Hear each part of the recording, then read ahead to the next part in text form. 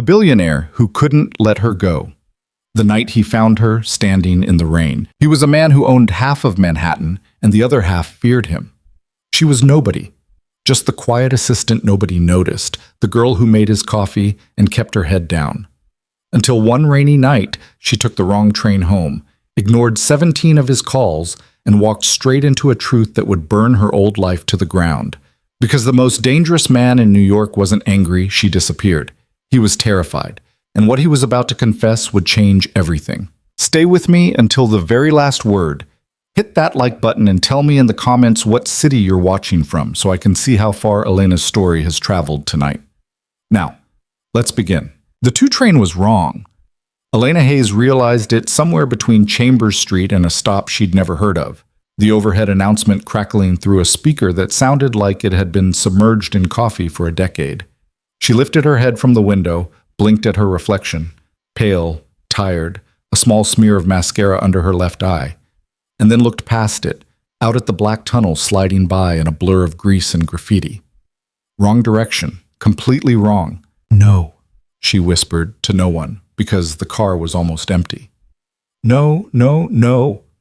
A man across from her, hunched inside an enormous parka, lifted one eye from his phone, decided she wasn't his problem, and went back to scrolling.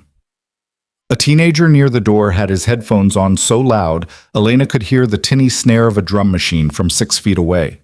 The fluorescent lights flickered once, steadied, flickered again. She dug through her tote bag, shoving aside the manila folder she was supposed to have hand-delivered to Wolf Tower at 9:40 p.m. sharp. The one currently creased at the corner because she'd sat on it without thinking. Her phone was buried under a packet of tissues, a dead pen, and the remnants of a granola bar she'd been meaning to eat for 3 days. When she finally pulled it free, the screen lit up and she felt the air leave her lungs in a long, shaky rush. 17 missed calls. Adrian Wolf. 9 messages. Adrian Wolf. 1 voicemail. Adrian Wolf. Oh God, she breathed. And then, because that wasn't strong enough, oh God, oh God, oh God. The train jolted. She grabbed the metal pole next to her seat and held on until her knuckles went white. The most recent message had come through 11 minutes ago. The first had been at 9:52. It was now 11:17. She opened the text with the horrified curiosity of a person peeling back a bandage she already knew was bad. 9:52. Where are you? 9:58. Elena. 10:04. Pick up the phone. 10:11. This isn't funny. 10:19. Answer me. 10:27. If you don't call me back in the next 5 minutes, I'm calling the police. 10:33. I swear to God. 10:41. Elena, where the hell are you? 10:56. I'm coming to find you. She read them twice, then a third time, because the first 2 readings hadn't really happened. Her brain had slid right off the screen like a stone skipping water.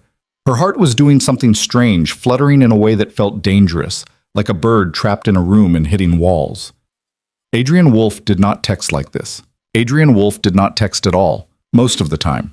He dictated, he issued, he sent 3-word instructions through his chief of staff and expected them to be executed before he'd finished his espresso.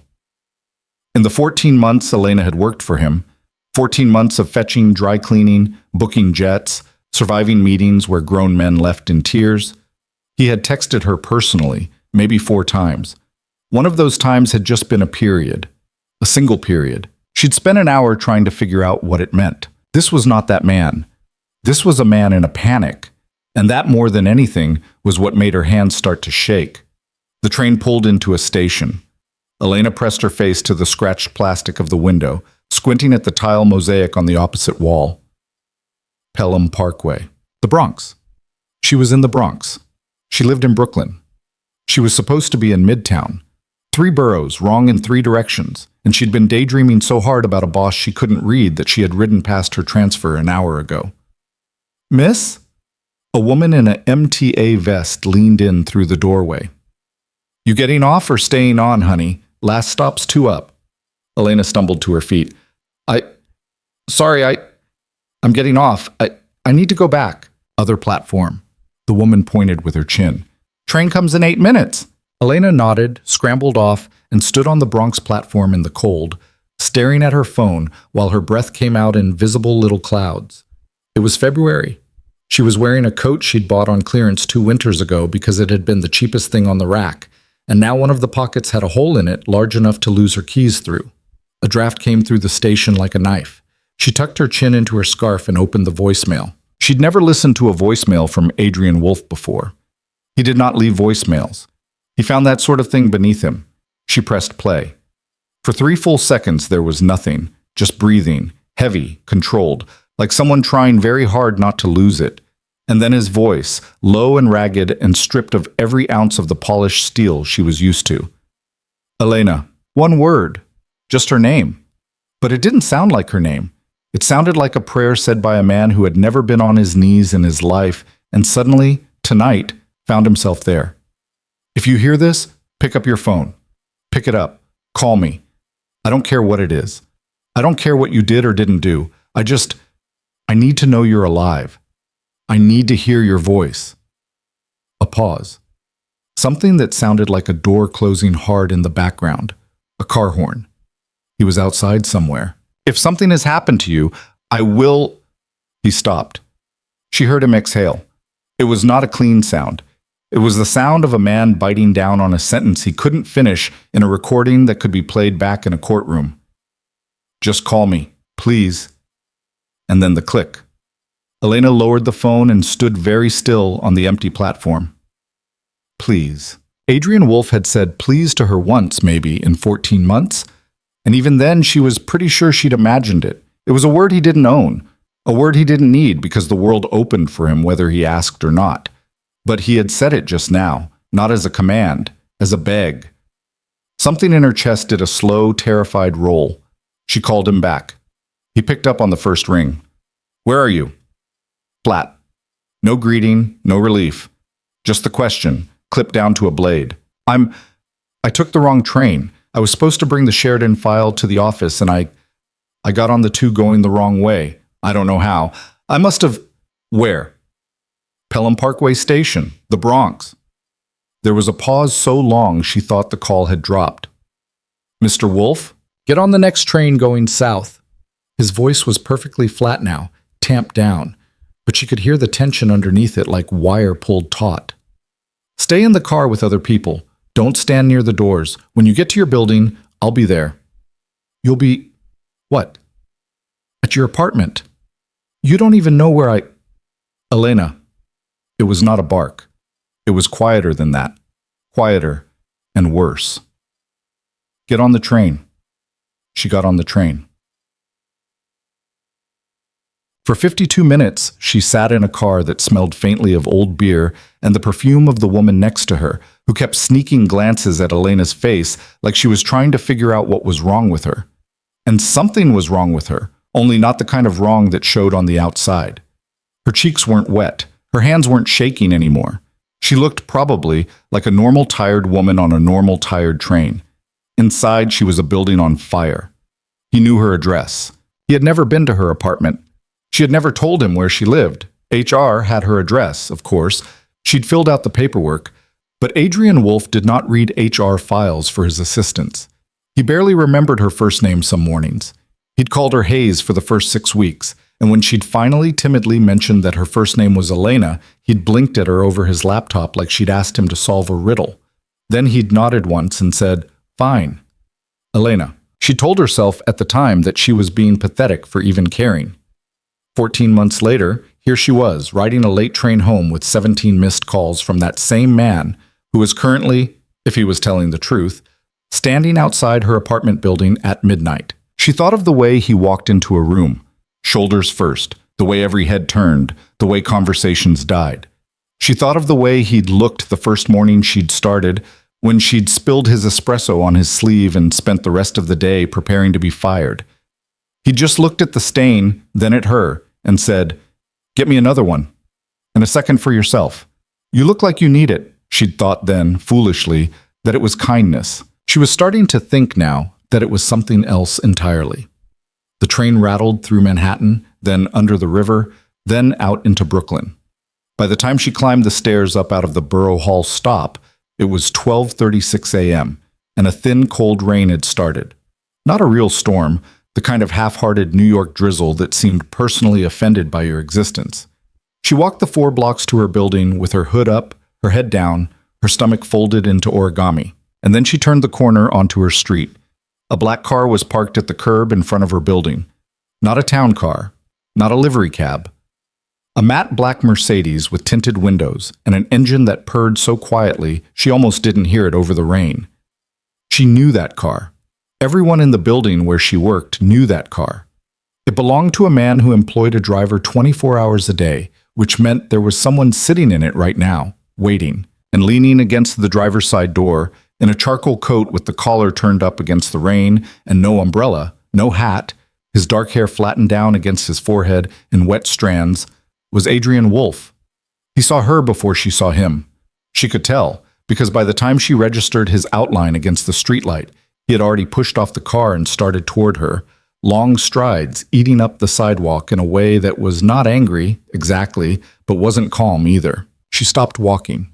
Her first thought was stupid and small and completely uncontrollable. He came out in the rain without an umbrella. He never, ever would have done that for anyone else. Elena. He said it like he'd been saying it for hours, over and over, in his head. She opened her mouth. Nothing came out. He reached her. In the rain, under the dim amber light of a street lamp that was flickering on and off like it couldn't decide, he stopped maybe 2 feet from her, and for a long, awful moment, neither of them spoke. He looked terrible. It was the first time she had ever thought that. Adrian Wolfe did not look like anything except the most composed person in any room. He shaved every morning by 5 a.m. His suits cost more than her rent. His shoes were always, so polished she could see the windows of the office reflected in them. But right now, his jaw was rough with stubble. His tie was loose. The top button of his shirt was undone in a way she'd never seen, and his eyes were red. Not from crying. She didn't think he knew how. Red from not sleeping, from staring at a phone for 2.5 hours while it kept going to voicemail. Where? He stopped, started again. Where were you? I told you, I got on the wrong train. I was tired. I wasn't paying attention. 2.5 hours, Elena. I know. You didn't pick up. I know. My phone was in my bag. You didn't hear 17 phone calls. I know. Do you have any idea? He cut himself off. He actually took a step back, looked away from her, dragged a hand down his wet face, and she realized with a shock like cold water to the chest that he was doing it so she couldn't see his expression. Do you have any idea what He stopped again. The rain hissed against the sidewalk. Somewhere a few blocks away, a siren started, built, faded. Mr. Wolfe, don't. He said it without heat. Don't call me that right now, not out here, not tonight. She swallowed. Adrian? His eyes closed for a half second when she said it, like someone pressing on a bruise on purpose. I thought you were dead, he said quietly. Do you understand me? I thought you were dead. I had 3 of my people checking hospitals. I had someone on the phone with the police. I was about to have the MTA pull footage from every station on the route you take home, all because you got on the wrong train and didn't answer your phone. She stared at him. The words made sense separately. Hospitals, police, MTA footage, each one she could define on its own, if you asked her. But she could not for the life of her figure out why he was saying any of them in connection with her, an assistant who'd been late with a folder. Why? She said. It came out as less than a whisper. He didn't answer. Why would you do any of that? She asked, louder. I'm an assistant. You have, I don't even know how many employees. 1,000? 2? If any of them missed a call at midnight, you'd fire them in the morning and forget their name by noon. So why? Because you're not any of them. His voice cracked on it. Actually cracked, like old paint. You never have been. Do you think I don't know what you eat for breakfast? His eyes were on her now, and the intensity in them was not the cold, scouring assessment she knew from the office. It was something hotter and more unstable, and it made her take a small step backward without meaning to. Oatmeal with honey on Mondays and Wednesdays, a bagel with cream cheese on Tuesdays because you tell yourself you'll walk it off, but you never do. Nothing on Thursdays because by Thursday you've spent too much that week and you're saving for rent. Do you think I don't know your mother calls you on the 17th of every month because that's when your paycheck hits? She could not breathe. Do you think, he said very softly, I don't know which lamp in your apartment you leave on when you sleep because it's the one I can see from across the street? The rain was cold. She could feel it on her face, in her hair, sliding down the back of her neck under her collar. She did not move. You've been watching me, she said. Yes. For how long? He didn't answer right away. He looked at her, really looked at her, and what she saw in his face was not the face of a man trying to frighten her.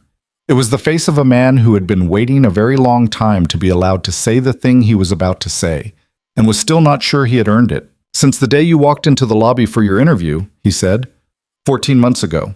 You had a stain on your blouse from coffee you spilled on the subway, and you were trying to hide it with your portfolio. You were terrified. You nearly walked out before the elevator even opened, and you... He stopped, breathed. You came back. You got on the elevator anyway.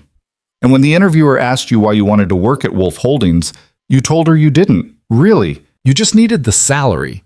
And she hired you on the spot because no one else had ever told the truth in that chair. How do you know that? Elena's voice was flat. She didn't recognize it. You weren't in the room. I saw the footage. A muscle moved in his jaw. The lobby cameras. I saw you walk in, and then I asked to see the interview tape. I hired you, Elena. Marlene thought she did. She didn't. I saw you in that lobby and I told her to put whoever she had scheduled on the back burner and find me a reason to bring you upstairs. I made her hire you. That's not, she started and couldn't finish. Legal, she meant to say, or maybe real, or maybe possible. None of them would come out. I told myself, he said, and now he was not looking at her anymore. He was looking somewhere over her left shoulder, somewhere at the empty street, that I would keep my distance. I told myself that as long as you were near enough that I could see you were safe, I could manage it. I could be professional, your boss. I could keep the line. And did you? She asked. His eyes came back to hers. No, he said. I failed, constantly, every day. And tonight, when you didn't answer your phone, I failed in a way I don't. He stopped, because the sound that came out of his throat next wasn't a word. It was a laugh. A short, broken, humorless one. I was going to fire the driver, Elena, tonight, for not finding you fast enough. A man with 3 kids. I almost fired him out of a moving car because he couldn't guess which subway station you were in. Adrian, I'm not a good man. He said it like it was obvious, like it was the weather. I'm not telling you this because I think you're going to forgive it. I'm telling you because I couldn't keep it down anymore, and tonight He stopped. He looked at her for a long moment in the rain, with his hair flattened against his forehead and his expensive coat ruined, and something in his face went very still. Tonight, I thought I'd lost you, he said, and I realized I couldn't keep pretending I wouldn't care. Elena's knees, for a brief and stupid moment, did not feel entirely trustworthy.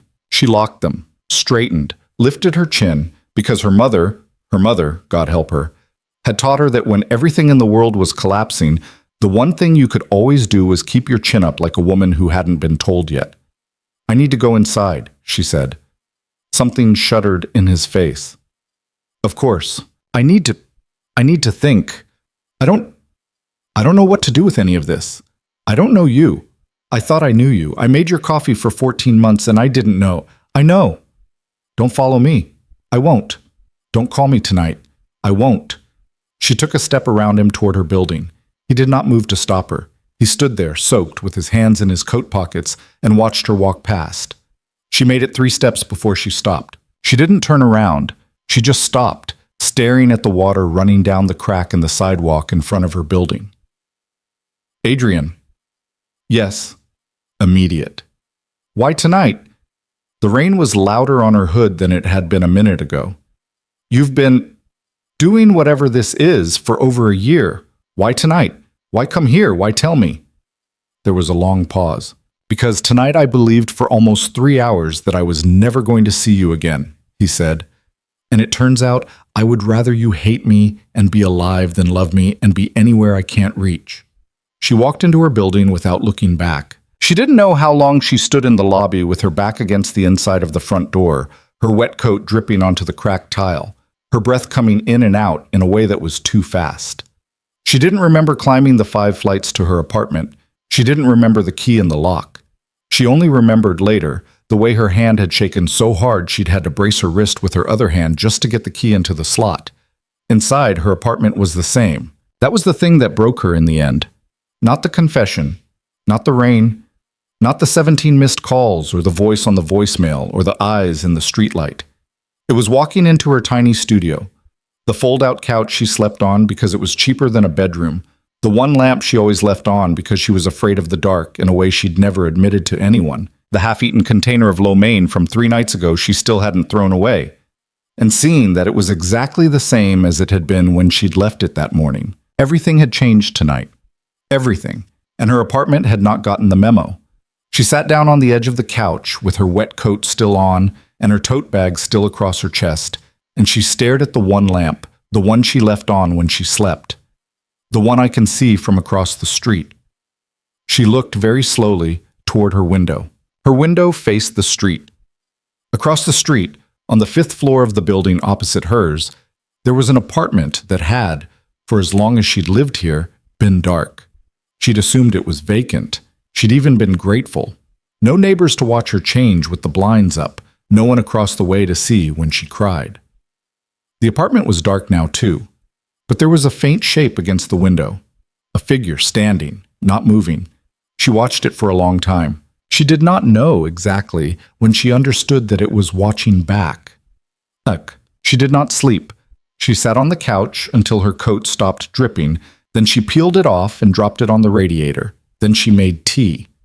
She didn't drink, then she sat on the couch again. She turned her phone over in her hand so many times the screen smudged. She kept waiting for it to buzz. It did not buzz. He had said he wouldn't call, and he didn't. Around 3 in the morning, she got up and looked out the window again. The apartment across the street was still dark. The figure was gone. She could not tell, and would never be able to tell, whether she was relieved or not. At 5, she gave up on sleep entirely and stood under the shower until the hot water ran out, which, in her building, took about 7 minutes. By 6, she was dressed. Navy dress, gray blazer, the good flats because the bad ones had a hole through the sole. By 6:30, she was at her kitchenette making coffee in the tiny 4-cup pot. Her phone rang. Not Adrian. Her mother. Elena looked at the name on the screen, Mom, and felt her stomach, which had been in knots all night for one reason, retie itself for another. She almost didn't pick up. She picked up. She always picked up. Hi, Mom. Elena? Elena, honey, are you okay? You didn't call me back yesterday. Mom, It's 6:30 in the morning.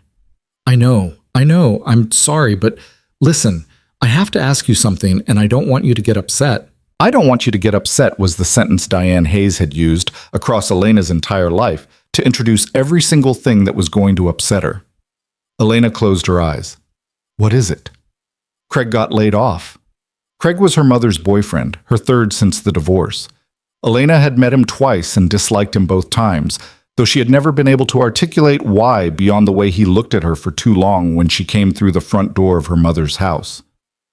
Okay, and we're a little short this month. On the rent.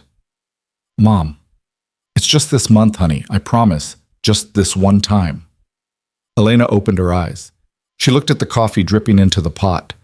She thought of Adrian Wolfe saying, "Do you think I don't know your mother calls you on the 17th of every month because that's when your paycheck hits?" It was the 23rd. Her mother was 6 days early. How much? She said. $1,800. Elena almost laughed. $1,800 was most of her rent. It was her groceries and her MetroCard and the new coat she'd been telling herself she'd buy for 2 winters now. I don't have that, Mom. Elena, please don't do this to me this morning. You know I wouldn't ask if you ask every month. The silence on the other end of the line was familiar. It was the cold, calibrated silence of a woman deciding which weapon to pick up. I gave birth to you, her mother said. I raised you by myself after your father left. I worked 2 jobs so you could go to that school, and now you can't help your mother when she needs you? Is that the kind of person you turned into up there in New York? Is that the kind of person that man you work for is turning you into? Elena gripped the edge of the counter. I'll see what I can do. That's my girl. I knew you would.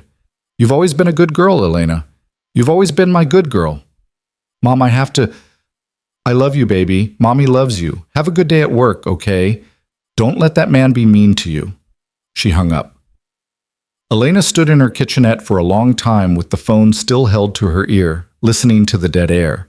She was still standing like that when she heard a sound from the street below. A car engine, quiet, expensive. She didn't even need to look to know. She looked anyway. The black Mercedes was parked at her curb. The driver, an older man with gray at his temples, a man, she remembered suddenly, with 3 kids, was standing beside the back door holding an umbrella open against a rain that had gotten harder overnight. He was not looking up at her window. He was looking straight ahead with the patient, professional stillness of a man who had been told to wait as long as it took. Behind the tinted back window, she could just make out a shape. Broad shoulders, dark hair. Waiting. He had said he would not follow her. He had said he would not call. He had not said anything about being downstairs at 6:45 in the morning with a driver and an umbrella. Elena stared down at the car for a long time. She thought about her mother on the phone, $1,800 deep and not done yet. She thought about the figure in the window across the street. She thought about the voicemail. I need to hear your voice. She thought about Adrian Wolfe standing in the rain telling her he was not a good man. She thought, with a strange, cold clarity she didn't recognize as her own, that she had spent her entire life being handled by people who told her they loved her while they took. And here was a man downstairs who had told her, last night, that he had taken from her for 14 months. The difference, she realized, was that he had told her. She put on her coat. She picked up her bag. She went down the 5 flights of stairs slowly, one hand on the railing, and when she pushed open the front door of her building, the driver turned, saw her, and opened the back door of the Mercedes without a word. She stood on the top step of her building in the rain, looking at the open door. From inside the car, a voice, quiet. I'm not going to force you in, Elena. I know. If you want to take the train, take the train. I'll have him drive behind you. That's insane. Probably. She closed her eyes. She opened them. She walked down the steps. The driver tilted the umbrella a little further toward her. She got in the car. Adrian was on the far side of the back seat, in a clean suit this time, freshly shaven, a coffee in one hand and another in a card holder between them. He didn't look at her when she got in. He looked straight ahead, like if he met her eyes she might bolt. Oatmeal, honey, extra cinnamon, he said, and nodded at a paper bag on the seat between them. She did not pick it up. Adrian, yes. I didn't say I was okay with any of this. I know. I am coming to work because I have a job I need and because you are my boss. Understood. I haven't decided anything. Understood.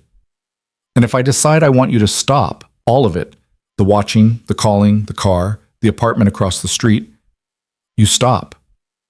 There was a long silence. Yes, he said. Promise me. He turned his head, finally, and looked at her. In the daylight, his eyes were a gray so tired it was almost blue. I promise, he said. You say the word, Elena, and I disappear. I won't like it. I might not survive it well, but I'll do it. She held his gaze for a long moment. Then she picked up the oatmeal. Drive, she said to the driver, who had gotten in without being told. Please. The Mercedes pulled away from the curb into the Manhattan-bound traffic, and Elena Hayes, who had spent every day of her 26 years making herself smaller so that other people could be comfortable, sat in the back seat of a car that cost more than the building she lived in, holding a paper bag of oatmeal made exactly the way she liked it, beside a man who had just admitted in daylight that he was obsessed with her. Her phone buzzed in her bag. She knew, without looking, that it was her mother again. It was always her mother again. She did not take the phone out. For the first time in her life, she let it ring. The car turned left onto the bridge, and somewhere underneath the sound of the tires on wet pavement, underneath the soft hiss of the heater, underneath the quiet of a man beside her who had not spoken again since she got in, somewhere underneath all of it, Elena Hayes heard a sound she didn't recognize. It was the sound of her own life, for the first time in a very long time, beginning to move in a direction she had chosen. She didn't know yet whether the direction was towards something better or something that would break her in ways she hadn't been broken before. She thought, looking sideways at Adrian Wolf's profile against the gray morning light of the East River. The tight line of his jaw, the hand on his knee that was not quite steady, the way his eyes kept flickering to her and then away like he still wasn't sure she was real. She thought it might be both. The Mercedes crossed the bridge in silence, and Elena did not eat the oatmeal. She held the paper bag in her lap like it was a small, warm animal she wasn't sure belonged to her. The heat of it bled through the thin cardboard into her thighs. Adrian didn't say anything about it. He didn't look at her. He was doing that thing she'd watched him do 1,000 times in meetings where a deal was balanced on a knife's edge. The thing where he went completely still, as if any movement might tip it the wrong way. She had never been on that side of the stillness before. "I need to tell you something," she said, when they were halfway down the FDR and the silence had started to hum. He turned his head a fraction. Not all the way. Just enough that she knew he was listening with every nerve in his body. "My mother called this morning. I heard the phone ring from outside." He said it quietly. "I wasn't sure if you'd picked up." "Of course I picked up. I always pick up." "Yes." The way he said yes was not an agreement. It was a diagnosis. Elena watched a barge moving slowly down the river outside the tinted window. She watched the rain pebble on the glass. "She needs $1,800. "No, she doesn't." "Excuse me?" "She wants $1,800. Adrian's voice was very level. "That's a different thing. Adrian, don't. Her rent is $11.50. It's been $11.50 for 3 years.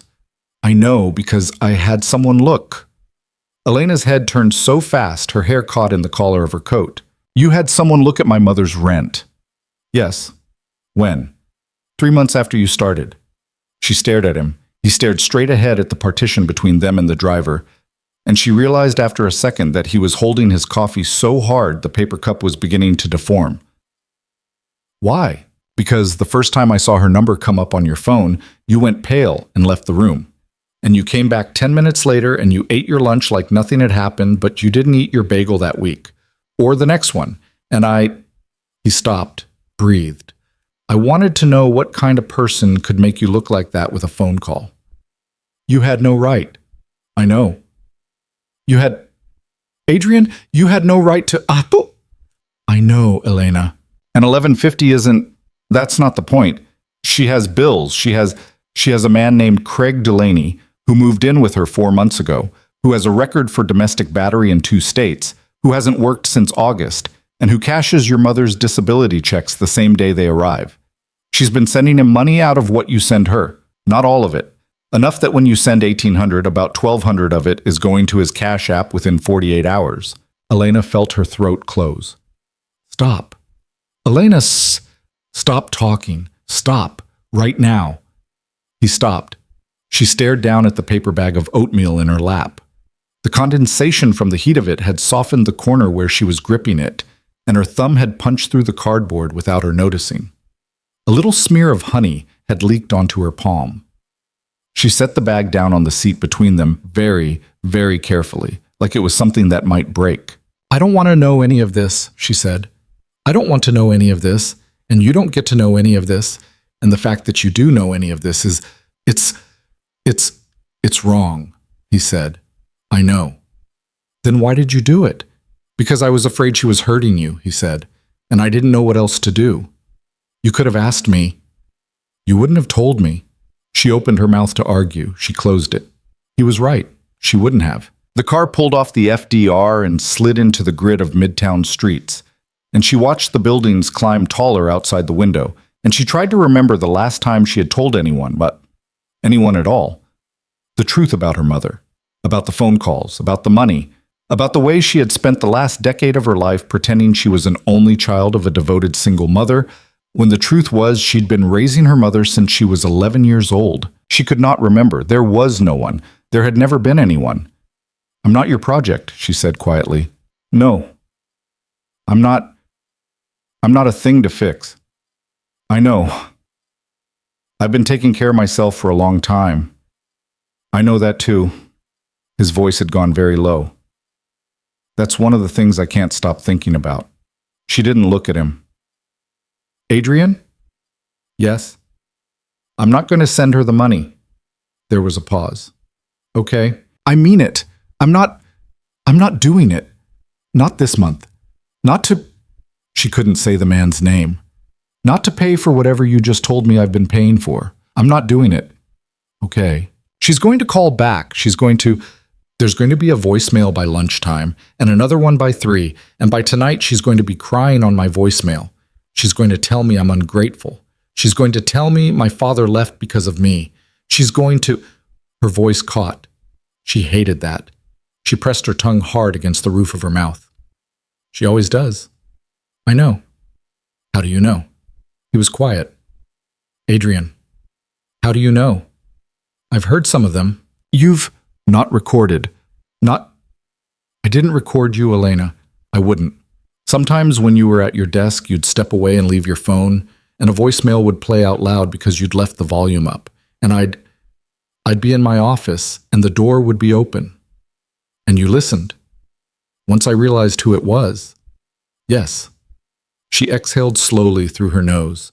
The inside of her chest felt like a cathedral that had caught fire, huge and echoing and too hot. I need you to understand something, she said. I'm furious with you. I understand. I might stay furious with you for a very long time. I understand that too. And I'm still coming to work today, and I'm still going to do my job because I need the paycheck and because I'm not going to let my mother ruin that too. But the second we walk into that building, I am Miss Hayes and you are Mr. Wolf, and I need you to... Elena. She stopped. I would never, he said, and now his voice was very careful, very quiet. Do anything at the office that would make you uncomfortable. Not one thing. I have not in 14 months said a word to you at that office that I would not have said to anyone else sitting at that desk. Have I? She thought about it. Really thought. The coffee runs, the memos, the late nights where he'd said, "Go home, Hayes. I'll finish this." The morning after her cat had died and she'd come in with her eyes puffy, and he'd looked at her once, said nothing, and had a potted violet on her desk by lunch. A violet with no card. She had assumed it was from HR. She knew now that it had not been from HR. No, she said, you haven't. I won't start now. The Mercedes pulled up outside Wolf Tower. She could see through the tinted windows the familiar crush of people moving in and out of the revolving doors. The doorman who always tipped his hat to her even though she was nobody. The coffee cart on the corner where she bought her breakfast when she let herself. The driver got out. He opened her door first. The rain had let up into a cold gray drizzle that felt like television static on her skin. Adrian did not move. I'll take the next one in, he said when she turned her head. What? The next car up, or I'll walk in 10 minutes. You don't need to be seen getting out of my car. Elena looked at him for a long moment. He had, she realized, thought about every single thing. Every single minute of this morning. What time to be outside her building. What to put in the bag. Which car. Which driver. Whether to get out with her. Whether to let her walk in alone. It should have made her feel more watched. Instead, for one bewildering second, it made her feel covered. Like someone had draped a coat over a thing she hadn't known was cold. She hated that she felt it. She filed it away to think about later, or never. Thank you, she said stiffly, because it seemed like the thing to say. Don't thank me, he said. Please. She got out of the car. She did not look back. The workday was the longest of her life, and also, strangely, the most ordinary. She got to her desk at 7:58. She logged in. She made his coffee. Double espresso, no sugar, 1 ice cube dropped in at the last second so he could drink it immediately, a routine she had figured out by watching him for a month. And she walked it into his office at 8:10, which was when he liked it. He was at his desk, suit jacket on the hook, sleeves rolled halfway up his forearms. He did not look up when she came in. Mr. Wolf, your coffee. Thank you, Miss Hayes. She set it down on the leather coaster to the right of his keyboard, the way she always did. Your 10 o'clock moved to 10:15. Mr. Kozlov's assistant called. He's stuck in traffic from Queens. Thank you. I'll let you know when he's in the building. Thank you. She turned to leave. Miss Hayes. She paused at the door. Yes, sir. There was a silence behind her. She did not turn around. She could feel him looking at her. There's a new folder on your desk, he said. Benefits paperwork. HR will need it back by Friday. Yes, sir. There's a dental plan option in there you haven't enrolled in. I'd recommend you take a look. Yes, sir. That's all. She walked back to her desk. Her hands did not shake. She was proud of that. She opened the folder. Thick, glossy cardstock. The Wolf Holdings logo embossed. And she found, tucked inside, a thin white envelope with her name on it in a handwriting she had never seen before. She knew instantly that it was his. She did not open it at her desk. She put it in her bag and closed the folder and made the next 6 calls on her list and booked a flight to Zurich for a man she would never meet and ordered flowers for the widow of a man named Haverford, who she was pretty sure Adrian had quietly ruined 18 months ago. The day passed. Her mother called. She did not pick up. Her mother called again. She did not pick up. Her mother left a voicemail at 2:14 p.m. that was 3.5 minutes long. She deleted it without listening. Her hands did not shake when she deleted it, either. She was beginning to find that alarming. At 6:45, she locked her computer. She gathered her things. She said goodnight to the night security guard, a man named Raphael who had a photo of 2 little girls taped to the side of his monitor. She walked out of the building. The Mercedes was parked at the curb. She walked right past it. She walked 3 blocks north to the subway station she had used every weeknight for 14 months. She went down the stairs. She swiped her card. She stood on the platform. She got on the train. At Borough Hall, she got off. She walked the 4 blocks to her building in the drizzle. She did not look behind her. She did not have to. Halfway down her block, she heard very quietly the sound of an engine slowing down.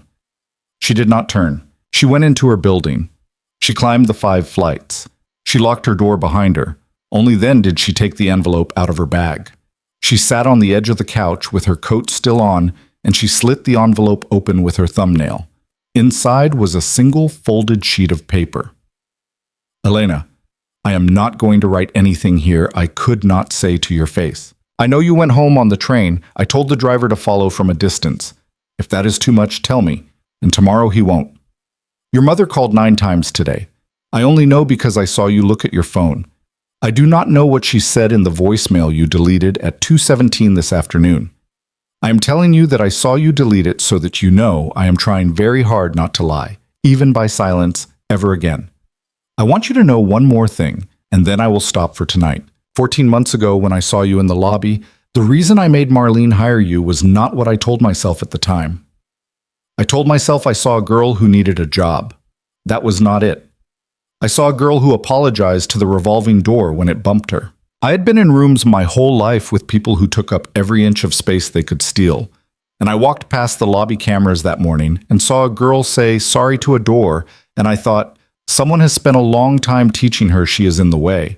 And I wanted, this is going to sound bad, I wanted to be the person who taught her she wasn't. I do not think I did a good job. I think I made a mess of it. I think I confused watching over you with owning you, and I will spend however long you let me spend unlearning it. You do not owe me a reply to this. Oh. Elena read the letter 3 times. The 3rd time, she noticed that at the bottom of the page, in the margin, in smaller handwriting, like he had almost not sent it, like he had added it in the last second before it went into the envelope, were 6 more words. I would still hire you again. She sat with the letter in her lap for a long time. Her coat was damp. Her apartment was cold. The lamp by her couch was on, the one he could see from the window across the street, and she did not get up and turn it off to check if he was watching. She did get up, eventually. She walked to her kitchenette. She opened the drawer under the sink. She pulled out a plastic bin she hadn't opened in 2 years. Inside, under the old bills and the receipts and the expired coupons, was a manila envelope. Inside the manila envelope were 13 bank statements, one for each of the last 13 months, and on each one she had circled, with a red pen, every line item that had gone out to her mother. Every Venmo, every wire, every Western Union. She had been keeping track. She had been keeping track for a long time. She just hadn't told herself that's what she was doing. The total at the bottom of the last page, in her own handwriting, was $23,480. She stared at the number. $23,480. She could have paid off her credit cards. She could have moved out of this studio. She could have bought a coat with a working pocket. She could have, she thought, gone to the dentist, which she had not done in 4 years because she could not afford it, which was why Adrian had said what he'd said this morning about the dental plan, which... Her hand came up to her mouth. He knew. He had always known. Every bagel she'd skipped. Every month her mother hit. Every time she had stood in the supply closet at 11:45 a.m. and opened an energy bar she'd been rationing for 3 days. He had seen all of it from the other side of the glass, and he had not said a single word because he had been afraid. She understood this now, with a clarity that made her chest ache. He had been afraid that if he said anything, she would quit. She would vanish. He would lose her. So he had watched, and he had put a violet on her desk, and he had paid her a salary that was, she now suspected, about 30% above market because he could afford to be generous without it looking strange. And he had stood outside her apartment in the rain tonight and told her the truth because he had believed for 3 hours that she was dead, and he had decided that living with her hating him was better than living with her gone. Her phone rang. She looked at it. Her mother. It was 9:47 p.m. It was the fourth call of the night. She had lost count of the total for the day. She picked up the phone. She did something she had never in her entire life done to Diane Hayes. She declined the call. Not ignored. Not let it go to voicemail. Declined. The little red button. The one that told the other person, in no uncertain terms, I see you. I see you calling, and I'm choosing not to answer. The phone went silent, then, almost immediately, a text. I know you can see this. And then, I know you're ignoring me. And then, this is what he's doing to you. He's making you hate me. After everything I did for you. Elena sat on the floor of her kitchenette with her back against the cabinet and her phone face down on the linoleum, and she cried. She cried the way she had not cried since she was 12 years old, when her father had left a note on the kitchen table and a $20 bill under it and walked out the front door of her childhood house for the last time. She had not cried at the divorce. She had not cried when her mother had moved them to the smaller apartment, or the smaller one after that, or the motel they had lived in for 6 weeks when Elena was 14. She had not cried when her mother, drunk, had told her at 16 that Elena's face reminded her of her father's, and that was why she couldn't look at her some days. She cried now because she had finally understood that the woman on the other end of that phone was not going to stop.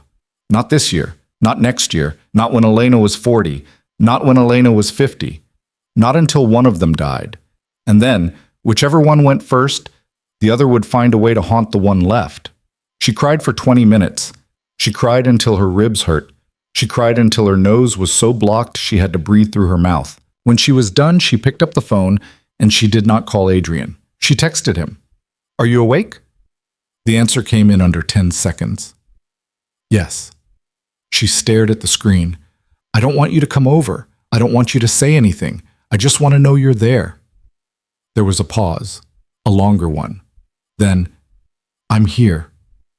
She held the phone against her chest, flat against her sternum, and she closed her eyes, and she breathed.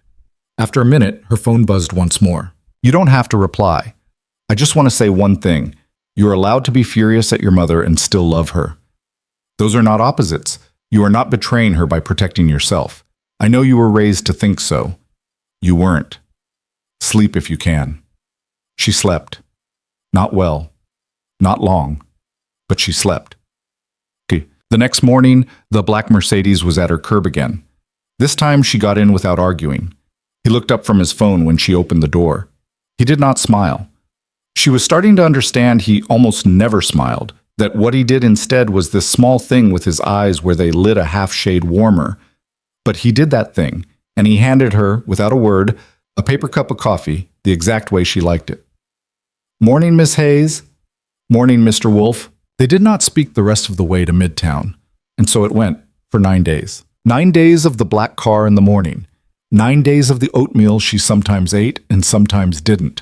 9 days of Miss Hayes and Mr. Wolf inside the office walls, as professional as they had ever been, as if they had not, the night before, exchanged 17 text messages while Elena cried and he said things like, breathe, and you are not the villain of this story. And once, Only once. I am so sorry I made it worse by watching. Her mother called 41 times in those 9 days. Elena answered 6. The other 35 went unanswered and the voicemails went undeleted now. Not because she listened to them, but because Adrian had said quietly one night, "Don't delete them.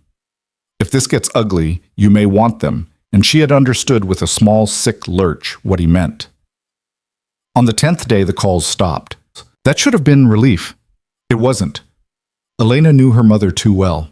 Silence from Diane Hayes was never peace. Silence was the breath before a wave. On the 11th day at 3:47 in the afternoon, the wave came. Elena was at her desk. She was booking a car service for a board member's daughter. Her desk phone rang. The display said lobby, which meant the front desk. Hayes, security. It was Raphael, the night guard, except it wasn't night. He had been pulled up to cover someone's shift. Raphael?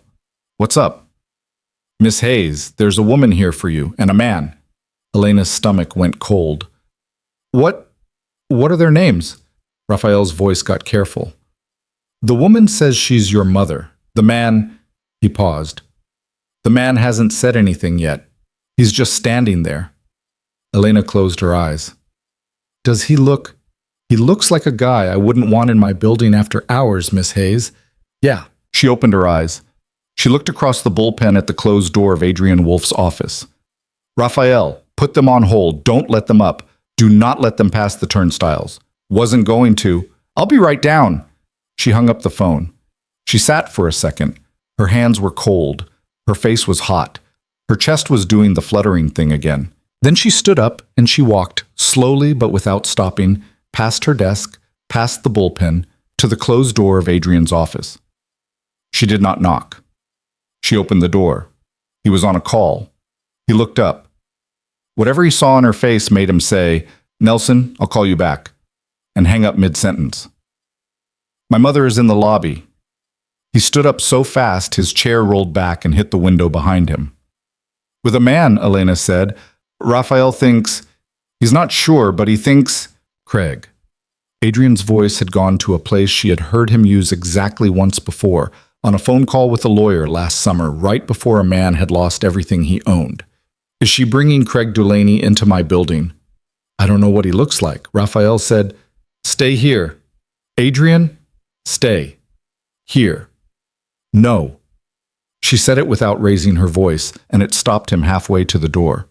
No, Adrian, I'm not staying here. She's my mother. I'm going down there. He turned around. He looked at her. Okay, he said. Then I'm coming with you. Don't make it a scene. Don't. Elena. He stepped toward her, close enough that she could smell the cedar of his cologne and the faint coffee on his breath. I am not going to let a man with 2 domestic batteries on his record stand in my lobby and intimidate you. You don't know that he's... I know enough. So do you. She took a breath. She nodded. They rode the elevator down together. He did not touch her. He stood 2 feet away with his hands in his pockets like a man trying to make himself look smaller, less territorial, and failing at it because his shoulders were what they were. The elevator dinged at the lobby. The lobby of Wolf Tower was a cavern of black marble and brass, 2 stories tall, with a fountain in the middle that cost more than Elena's yearly salary. Past the turnstiles, on the public side, in front of the reception desk, stood 2 people. Her mother had aged badly. Elena had not seen her in 2 years, had not been home since the last Christmas she'd tried and failed to make work. And the woman standing in the lobby of Wolf Tower was thinner than Elena remembered, and more hollowed out around the eyes, her hair bleached to the kind of blonde that had been on sale at a drugstore, a coat on her that Elena recognized as one she herself had bought her mother 3 Christmases ago. She looked, for a second, like a woman Elena did not know. Then Diane Hayes saw her daughter, and her face did something Elena had seen 1,000 times and recognized like her own reflection. The softening, the wobble at the mouth, the tiny practiced tremor of the lower lip. Oh, baby, Diane said. Oh, baby, there you are. The man standing next to her mother was shorter than Elena had imagined. That was the first thing. He was shorter than Adrian by nearly a head, and he was wearing a denim jacket and a cap pulled low, and his eyes, she saw them even across the lobby, were the specific, narrow, searching eyes of a man constantly calculating which person in the room was the threat. When they flicked over Elena, they dismissed her in a quarter of a second. When they flicked over Adrian, they stayed. Craig Delaney was assessing Adrian Wolfe. Adrian, beside her, did not move, did not speak, just existed in the way he existed when he wanted a room to know where the power was. "Mom," Elena said. Her voice came out steadier than she expected. "What are you doing here?" "I came to see my daughter." Diane took a step closer to the turnstile. Raphael, at his station, did not budge. "You haven't been returning my calls, Lena. You haven't been returning my calls for almost 2 weeks. I was worried sick. I thought something had happened to you." "I'm fine, Mom." "You don't look fine. You look—" Diane's eyes flicked, pointedly, to Adrian. "You look thin. You look tired. What are they doing to you up there, honey?" "Mom?" Craig said we should come up here ourselves. He said he wasn't going to let my only daughter disappear on me. He said that's what a real man does. He takes care of family. Craig Delaney, who had not said a word, smiled behind her mother's shoulder. It was not a nice smile. It did not touch his eyes. "Hey there, sweetheart," Craig said. His voice was softer than Elena had expected, too. Smooth. It was that kind of smooth. "Your mom's been real upset." "Don't call her sweetheart," Adrian said. It was the first thing he had said. His voice was very low, very even, and very cold, and every head in the lobby, Raphael, the woman behind the reception desk, a delivery man waiting with a clipboard, 2 men in suits Elena didn't know, turned. Craig's smile thinned. "And you are?" "Adrian Wolfe." Craig blinked. He knew the name. Of course he did. Everyone knew the name. Elena watched the recalculation happen behind his eyes in real time. The narrowing, the reassessment, the small, stupid flicker of greed that crossed his face before he could smother it. He had come here, she understood in that instant, expecting to meet a wealthy boss. He had not expected to meet this one. "Mr. Wolfe?" Craig's voice changed, warmer, oilier. "Sir, I apologize, I didn't—" "Why are you in my building?" "Sir, my wife here, Diane, she just wanted to see her daughter. You understand? I asked you a question. You brought a woman with a pending eviction notice into a corporate lobby to ambush her estranged daughter at her place of work. You did this because you're running out of money, and you thought the sight of you standing next to her mother would scare Miss Hayes into writing a check. You did not expect me to be standing here when you did it. Am I wrong on any of those points, Mr. Delaney?" "Sir." "Don't call me sir." Elena's mother, who had been silent through this, made a small sound. "Elena," Diane said. "Lena, baby, who is this man? Why is he talking to Craig like that?" Elena turned her head. She looked at her mother. She really looked, for what might have been the first time in her adult life. She looked past the trembling lip and the wet eyes and the coat Elena had bought her. She looked at the specific small tightening at the corners of her mother's mouth, the one Elena had learned to fear as a child, the one that meant a storm was building that Elena was going to have to weather alone. And something in Elena, very quietly, let go. It did not break. It did not shatter. It let go, the way a hand that has been gripping a rope too tight for too long sometimes just opens. "Mom," Elena said. "Yes, baby." "I'm not giving you any more money." Diane's face went blank for half a second. Then the tremble came back, stronger now, and Elena watched her mother arrange her features into the mask she knew so well, the one where she was about to be very, very hurt. "Elena Marie Hayes, I'm not giving you any more money.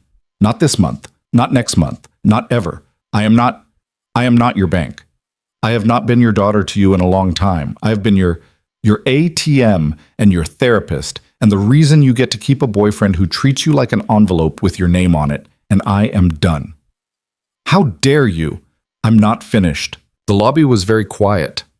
Raphael, at the turnstile, was staring at the floor with the focused stillness of a man who was absolutely not going to get involved and absolutely was not going to miss a word.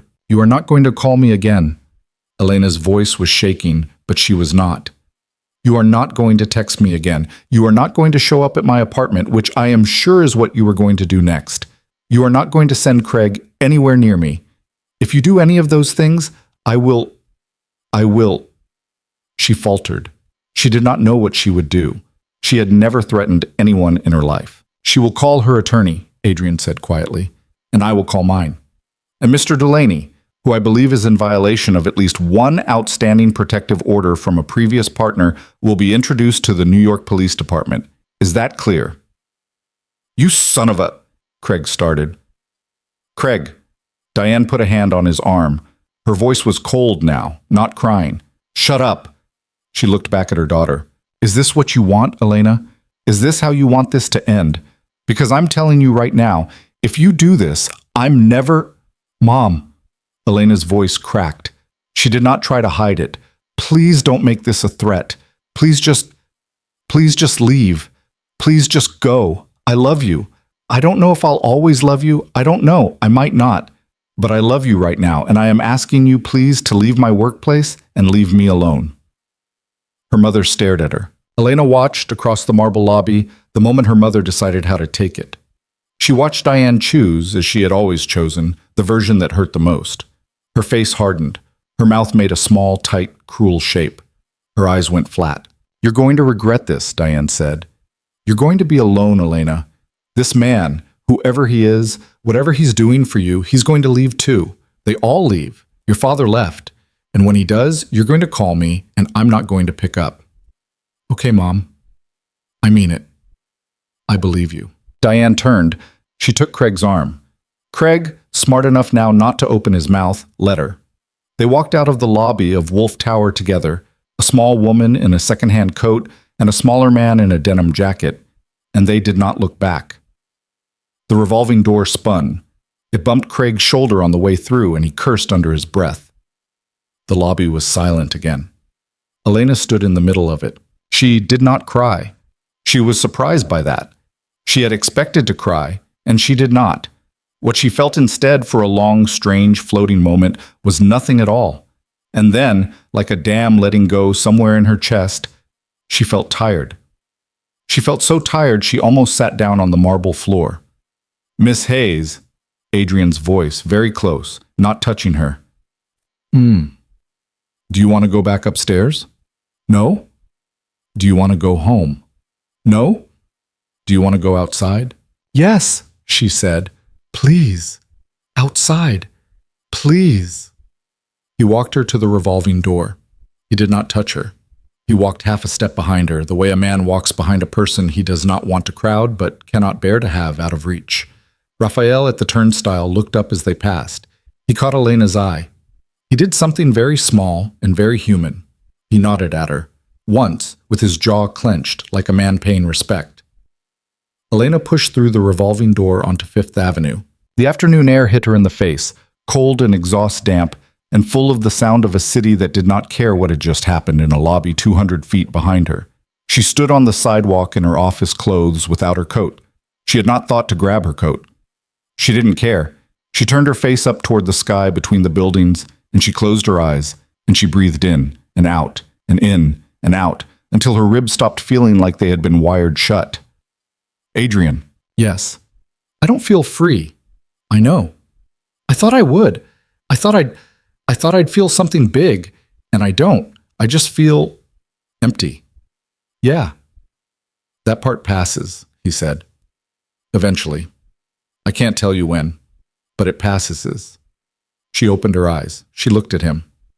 He was standing on the sidewalk in his suit, with no coat, his hands in his pockets, looking at her with an expression she did not, for once, try to decode. She just let it be what it was. I don't want to go back upstairs, she said. Then don't. I don't want to go home either. Okay. I don't know what I want. That's okay too. He tilted his head very slightly. Would you walk with me?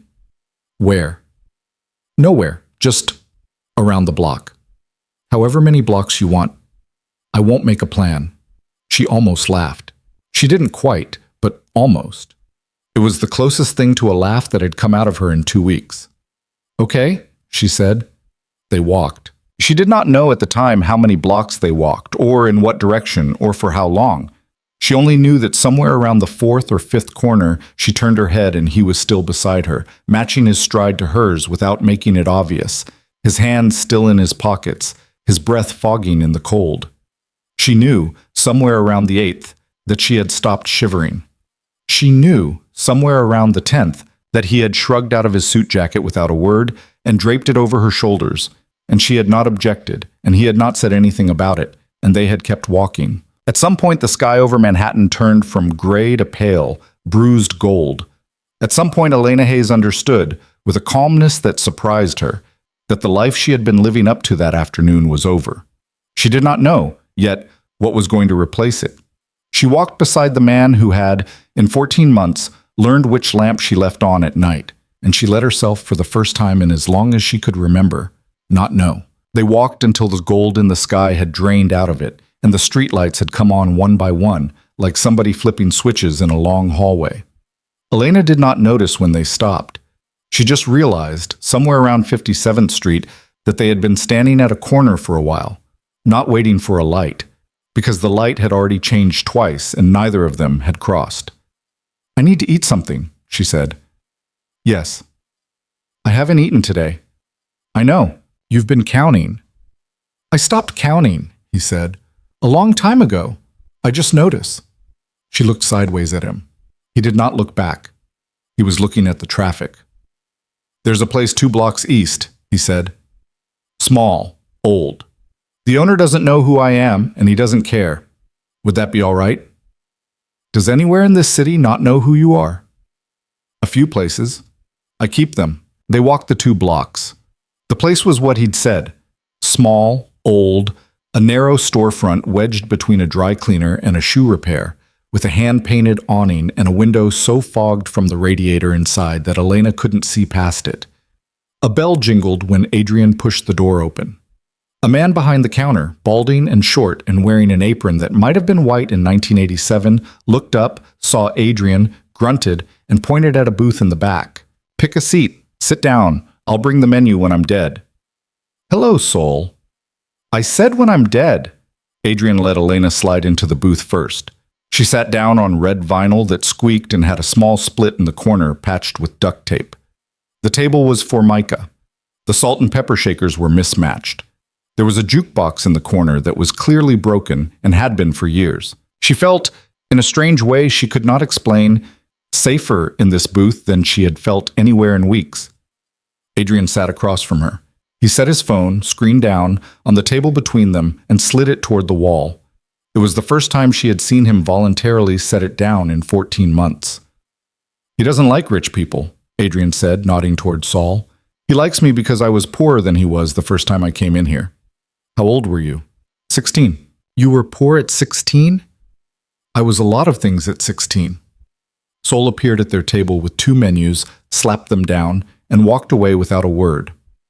Elena opened hers. It was 2 pages, laminated, water-stained at the corners. The prices were from another decade. She read it twice before she could focus enough to make a decision. Grilled cheese and tomato soup. "Same." Sol reappeared. Adrian ordered for both of them. Sol grunted and walked away again. When he was gone, Adrian folded his hands on the table. Elena watched him, and she realized, for the first time, that she could look at him now without her pulse climbing into her ears. Something about the afternoon, the lobby, the walking, the jacket on her shoulders that was still on her shoulders, which she had not taken off even sitting in the booth, had cracked open a space between them that had not existed that morning. Or maybe it had always existed. Maybe she was only now letting herself stand in it. "Can I ask you something?" she said. "Yes." "You said last night, you said you made a mess of it. You said you confused watching over me with owning me." "Yes." "When did you figure out the difference?" He didn't answer right away. Sol came back with 2 glasses of water and 2 paper napkins and left without speaking. Adrian ran a fingertip around the rim of his glass. "I'm not sure I have yet," he said. She waited. "I know what the difference looks like in other people," he said. "I can tell you, intellectually. I can tell you the line. I can draw it on a whiteboard. It's when what you want to give somebody stops mattering more than what they actually need. The second it flips, it's ownership. That's when you've made them into a thing." He paused. "I crossed that line with you the first week. I've been crossing it every week since." "So why tell me now?" "Because I thought you were dead." He said it plainly. "And when I thought that, I realized that if I got you back, I couldn't keep doing it. I wanted to, Elena. I want to right now. I want to put you in a car and drive you to a house I own that you don't know about and lock the door and know for sure, for once in my life, that you are somewhere no one can reach you. That is what I actually want. I'm telling you that because if I don't tell you, you will find out some other way. And I have decided I am done with you finding things out some other way. She felt the back of her neck go cold. It's not normal. I know. Adrian, I'm not asking you to accept it. I'm asking you to know it. There is a difference. She looked at him across the formica. In the dim yellow light of the diner, with a day's worth of stubble coming in along his jaw and the collar of his shirt a little rumpled from the walk, he did not look like the man in the lobby. He looked like a tired, middle-aged man in a diner who had said something hard and was now waiting, without any expectation of grace, to see what she would do with it. Have you ever, she started and stopped. Ever what? Ever done this before? With someone else? No. Are you lying? No. Adrian, I'm serious. Elena, I'm serious too. His eyes came up to hers. I have had... He stopped, chose words. I have had people I slept with. I have had people I was photographed with. I have had exactly one relationship in my adult life that lasted longer than a season, and it ended because she told me, correctly, that I was not able to love her because there wasn't enough of me left at the end of the day. I believed her. I still believe her. I have never, before you, felt what you call this. Whatever this is. What do you call it? He looked at her. I don't have a word for it that isn't going to scare you. Use one anyway. No. Adrian, ask me another night, Elena. Please. Not tonight. You were in a room with your mother 6 hours ago. I am not going to put that word in the air between us tonight. I won't. She looked down at her water glass. Okay, she said. The food came. Saul set the plates down without fanfare. The grilled cheese was oily and perfect. The tomato soup came in a thick white mug and tasted like a can, but a good can, the kind of can your grandmother would have opened. And Elena realized halfway through the first spoonful that she was crying again, silently, not from sadness, just from the small shock of a warm thing going into her body after a day her body had not asked for. Adrian did not comment on it. He ate his sandwich. He let her cry into her soup in peace. After a while, without saying anything, he reached across the table and pushed his paper napkin toward her hand. She took it. She blew her nose. Sorry. Don't. I'm ruining your... Elena. What? You are not ruining anything. You are eating soup. Eat the soup. She laughed. It came out half a laugh and half a sob, and it startled her. She pressed the back of her hand against her mouth. I don't know what's wrong with me. Nothing is wrong with you. I told my mother to leave me alone. You did. I don't know how to be a person who said that. You'll figure it out. How? He considered. One meal at a time, he said, which is not the kind of thing I usually say, but for what it's worth. That's how I figured out how to be a person whose mother was the way his mother was, one meal at a time. She looked up. What was your mother like? He was quiet for a long moment. He set his sandwich down. He looked for a second at a spot on the wall past her head, and she saw, across his face, something she had never seen before. A small, fast thing that was there and gone, like a fish turning over in deep water. She was sick, he said. She was sick in a way no one knew how to name back then. And she was married to a man who was not kind to her, and she had 2 sons, and she took the sickness out on one of them because the other one was younger and she did not want to be a monster in front of the baby. I was not the baby. Elena's breath caught. Adrian, it's not a sad story, Elena. I'm not telling it to make you sad. I'm telling it because you asked me how to be a person who said what you said to your mother today. And the answer is, you get to be that person a little at a time. You don't get to be that person all at once. For years, I could not walk past a woman who looked like my mother on the street without crossing to the other side. Then, one day, I realized I had walked past a woman who looked like her and not crossed. That was all. That was the whole victory. He picked his sandwich back up. It took me until I was 31. How old are you? 39. I thought you were older. Yes. I mean, it's the hair. I know. She almost smiled. So it's been 8 years, she said, since you crossed the street again. Something like that. And you still haven't what? Figured the rest of it out. No, he said. Some of it is permanent. Some of it I have made peace with. You will have some of that too with your mother. You should know. It does not all heal. You just stop being surprised that it hurts. She looked down at her soup. She thought, for the first time in hours, about the woman in the second-hand coat walking out of the lobby of Wolf Tower. She thought about the way Diane had said, "This man is going to leave too." She thought about the way her mother had meant it, not as a prediction, but as a curse. She thought, with a strange, sharp clarity, that her mother had done her one real favor today. She had said the curse out loud. She had shown her teeth. For the first time in Elena's life, there was nothing left to wonder about. "I don't want to go home tonight," she said. Adrian's hand, the one holding the second half of his sandwich, went very still. "Okay, I'm not asking you. I just mean, I don't want to be alone in that apartment tonight. I don't want to lock the door and stare at the window and count how long until she shows up downstairs. She won't show up tonight. She's too proud. She'll let a week pass and then she'll try again. You know that. I know women like her, Elena." "Right. I have a place," he said slowly, and she could tell he was picking every word like a man picking his way through a minefield. "It's not my apartment.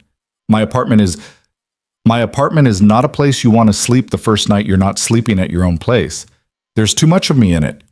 You'd be staying inside my head. You wouldn't like it." She almost laughed at the candor of that. "I have an apartment I keep for out-of-town board members, for clients. It's a full-service building, 24-hour doorman. There's nothing in it of mine except a coffee maker and 2 bottles of wine I don't drink. It's clean and it's warm, and there is a lock on the bedroom door, and I will not have a key to the bedroom lock, and if you want, I will stay at a hotel and you will have the apartment to yourself, and tomorrow morning I will send a car for you. Adrian, or I don't, or I do a different thing. You tell me. I don't want to be in an empty apartment tonight either." He did not move. "Elena, I'm not propositioning you. I want to be very clear about that. I am nowhere near ready for anything like that. I can't even think about it. I don't want you to think Elena," his voice was very quiet. "I was not going to think that. Good. I was going to be terrified of thinking that." She looked at him. He was looking down at his plate. She saw, in a way she did not think she was supposed to see, that his ears had gone a little red. Adrian Wolfe, who had stood in her lobby and told her he had watched her for 14 months, was afraid, she realized, of her specifically, of doing one wrong thing and losing the fragile, strange truce they had built in the last 12 hours. She thought she should be afraid of that too. She thought a smarter woman would be. A smarter woman would have read that as a warning flare.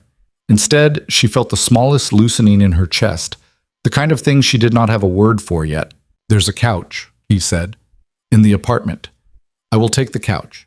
You will have the bedroom. The bedroom has a lock. I will be on the other side of an entire living room from you. If in the middle of the night you change your mind and want me to leave, I will leave. Sol's son drives for me. I can be gone in 9 minutes." That's very specific. I have thought about the logistics a great deal in the last 90 seconds. This time she did laugh. A real laugh, small and surprised. It shocked her, coming out of her mouth on this day, of all days. He looked up at the sound. His face did not change much, but something in his eyes, that warmer half shade, she saw it again. "Okay," she said. "Okay, the couch, the bedroom, the lock. Okay, say." Sol reappeared. He took their plates. He did not ask if they wanted dessert. He slapped the check down and walked away. Adrian left cash on the table, more than the check, and slid out of the booth and held the door open for her, and they stepped back out into the city. The black Mercedes was at the curb. She had not heard it pull up. She did not ask how. Assumed. The apartment was in a building on the Upper East Side, on a street lined with trees that had been trimmed to the same height by a person who was paid a lot of money to make sure they were. The doorman, a man with white gloves and very careful eyes, nodded once to Adrian and did not so much as glance at Elena, which, she understood, was a kind of courtesy. They rode the elevator up in silence. The elevator had a mirror on the back wall. She made herself not look at it. The apartment was, as he'd said, clean and warm and impersonal. A two-bedroom. Cream walls. Neutral furniture. No photographs anywhere. No books on the shelves. Only the kind of decorative objects that interior decorators put on shelves, cold stone spheres, and a single lacquered box. A vase of white flowers on the kitchen island that she was almost certain were real and had been put there today. There was one thing that did not match the apartment, an old, battered espresso maker on the counter, chrome scuffed from use, clearly his. "The flowers," she said. "Did you—" "I had someone put those there an hour ago." "Adrian." "I didn't know if you were going to say yes." "I told them to put them there anyway, because if you did say yes, I did not want the apartment to feel like a hotel." She walked over to the island. She looked at the flowers. They were peonies. Not roses, not lilies. Peonies, white and heavy-headed, the kind you could not buy in February without someone flying them in. She had never told him she loved peonies. She thought about that, and then she thought about her desk. And then she thought about the single time, months ago, that a vendor had sent a thank you arrangement to the office, roses and baby's breath. And she had said offhand to no one in particular, "I wish people would send peonies instead. Everyone sends roses." He had been in his office. The door had been open. She turned around. He was standing at the end of the hallway, hands in his pockets, not moving toward her. "You remembered," she said. "Yes." "When did I say that?" "September." "You... Elena." "Yes." "Do you want me to stop noticing things?" She thought about it. She really thought about it.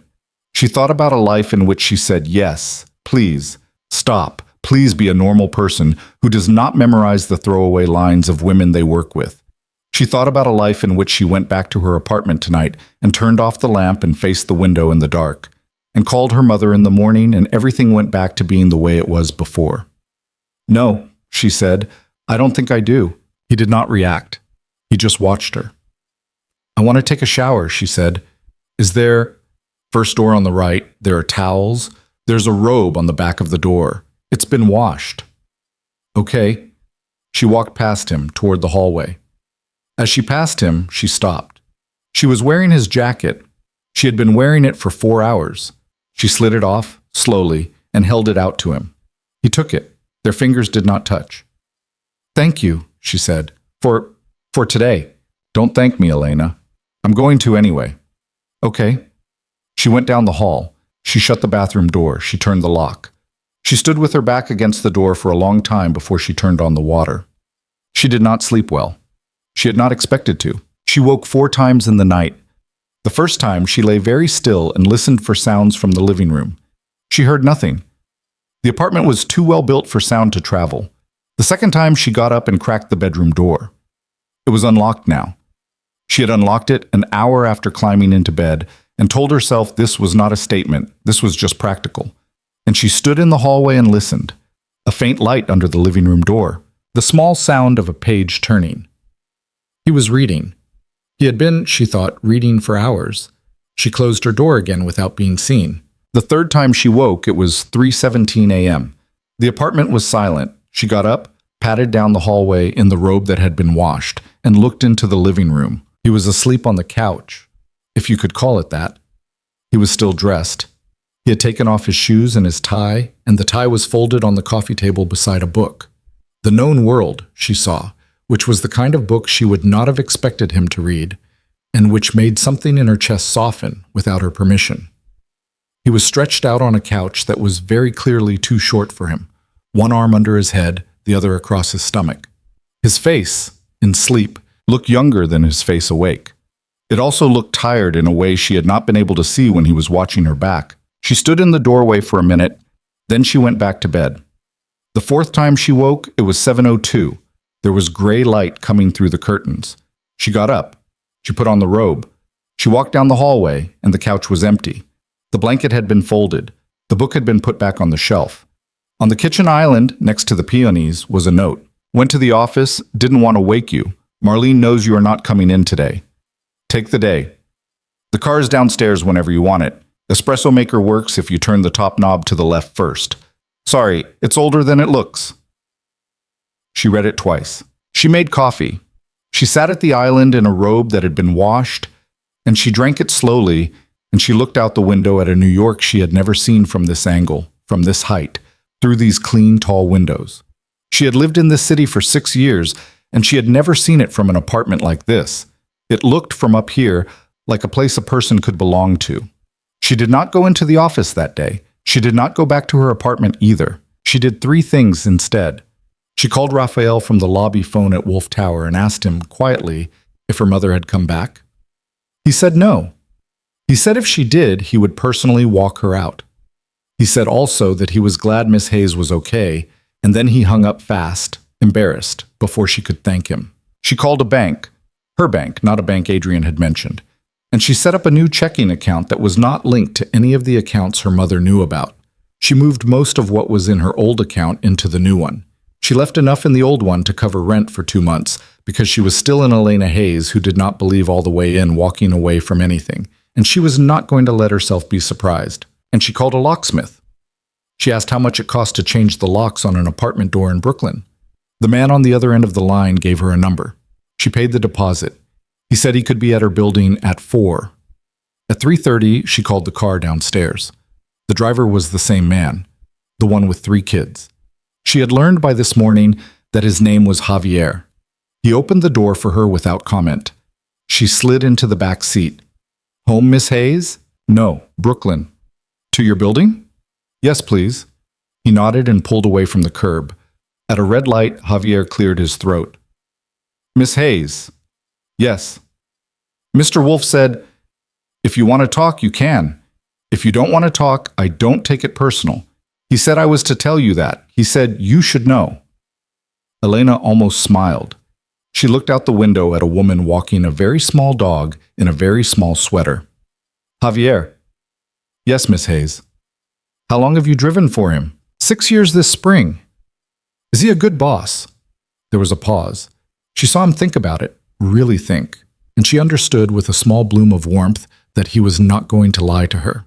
He's a hard man, Javier said finally. He's a hard man who is honest about being a hard man. That is not the worst thing to have in a boss. He has never raised his voice at me. He has never stiffed me on a check. He cried in this car 3 weeks ago, and he did not apologize for it. And the next morning he was on the phone at 7 a.m. with his lawyer like nothing had happened, and he has never mentioned it since. Elena's hand went still on the handle of her purse. 3 weeks ago. Yes, Miss Hayes. She did the math.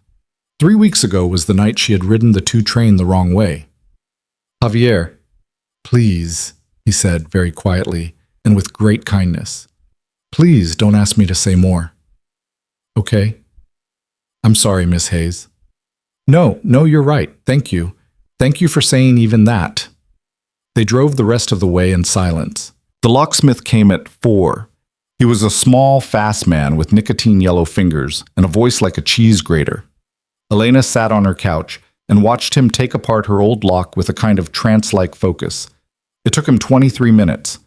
When he was done, he handed her 3 new keys. You good, miss? Yes? Good? Or good like that? Good like that, she said. He nodded. He packed his tools. He left. She sat on her couch with 3 new keys in her hand, and she looked around the studio apartment she had lived in for 3 years, and she knew, without dramatics, that she was not going to live here much longer. She did not know where she would live instead. She did not know exactly what she was going to do next, but she knew the apartment was over. The studio that had been a shelter once had become, in the last 3 weeks, something else. A box she had been keeping herself small enough to fit inside of. She packed 1 bag.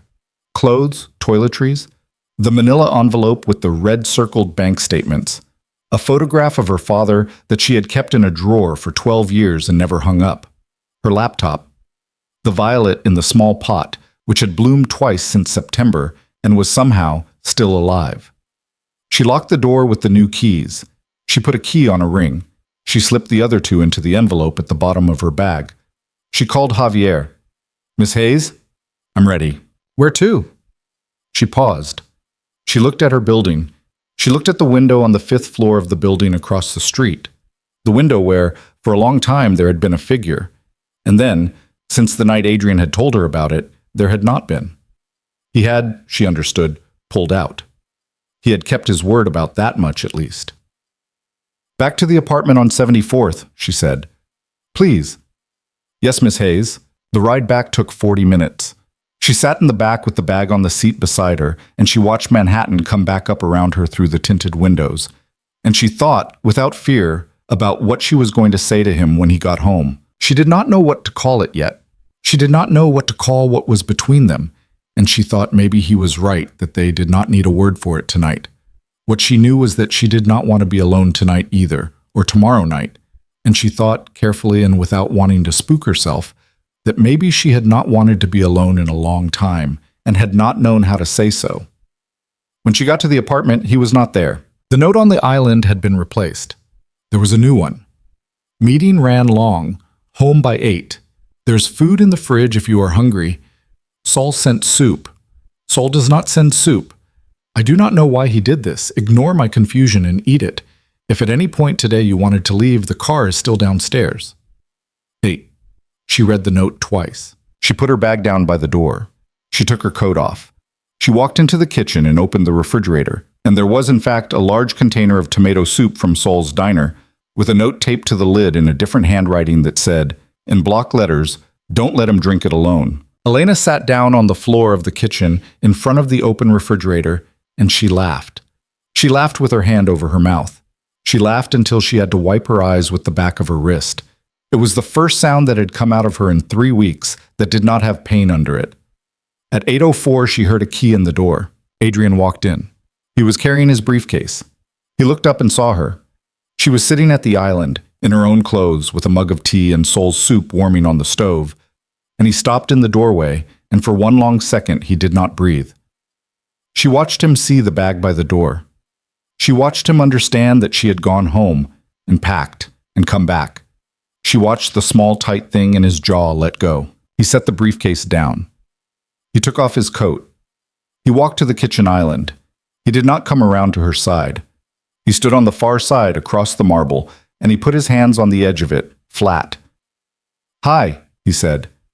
"Hi," she said. "You came back." "Yes." "For tonight?" "I don't know." "Okay." "Don't make it a thing," she said. "I'm not going to make it a thing." "Good." There was a silence. The soup made a small noise on the stove. The clock above the refrigerator made a small noise too. The city, many floors below, did the thing cities do at 8 p.m. in February, which is hum. "Adrian." "Yes." "You cried in the car." He did not flinch. He did not look away. "Yes." "That night." "Yes."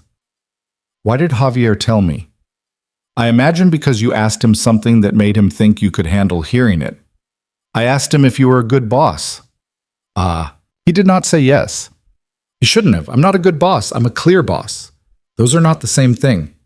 He also said you were honest about being a hard man. That is probably the best that can be said about me. She looked at him across the marble. She looked at the lines around his eyes.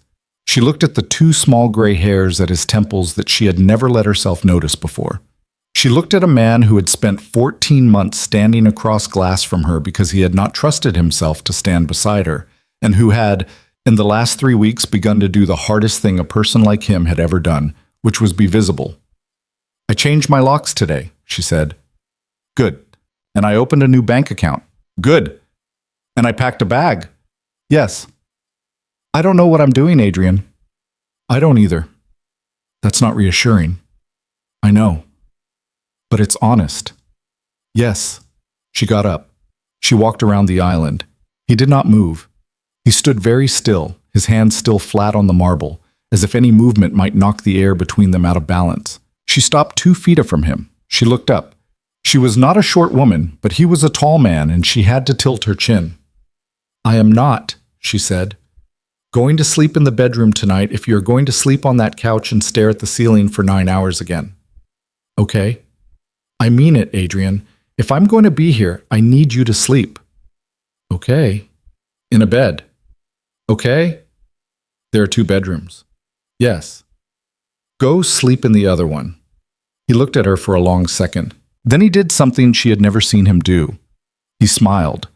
Not the small, warm shade of the eyes thing he sometimes did. An actual smile. Tired, crooked, a little helpless, and entirely unguarded. It changed his whole face. Yes, Miss Hayes, he said. She almost could not bear it. She turned away from him quickly, before he could see her own face, and went to the stove, and stirred the soup that did not need stirring, and heard him behind her pick up his briefcase and walk down the hall to the 2nd bedroom and shut the door. Not loudly, not quietly, just shut it, like a man closing a door. She stood at the stove with the wooden spoon in her hand. The peonies on the island had started to open overnight. One of them was fully blown, white and heavy, and ragged-edged the way peonies only get when they know they are not going to last long. She watched it for a minute. She thought about her mother, probably drunk by now, probably composing the next voicemail. She thought about Diane saying, "He's going to leave too," she thought very deliberately. Not tonight. She ladled the soup into 2 bowls. She carried one of them down the hall. She knocked on the 2nd bedroom door. "Come in." She opened the door. He was sitting on the edge of the bed, still in his shirt, pulling off his socks. He looked up. "I said sleep," she said. "Eat first." He took the bowl. He looked at it. He looked up at her. "Elena," he said. "Yes."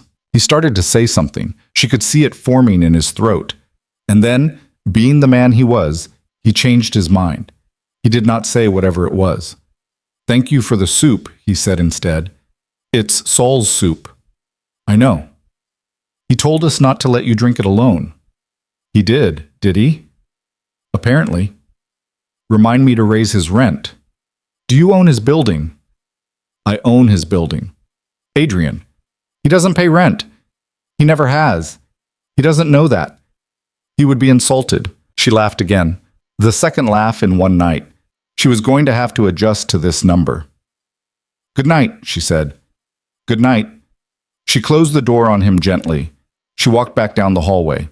She ate her soup at the island by herself, with the city humming below her and the peonies opening beside her and her bag by the door, still packed, ready to walk either way.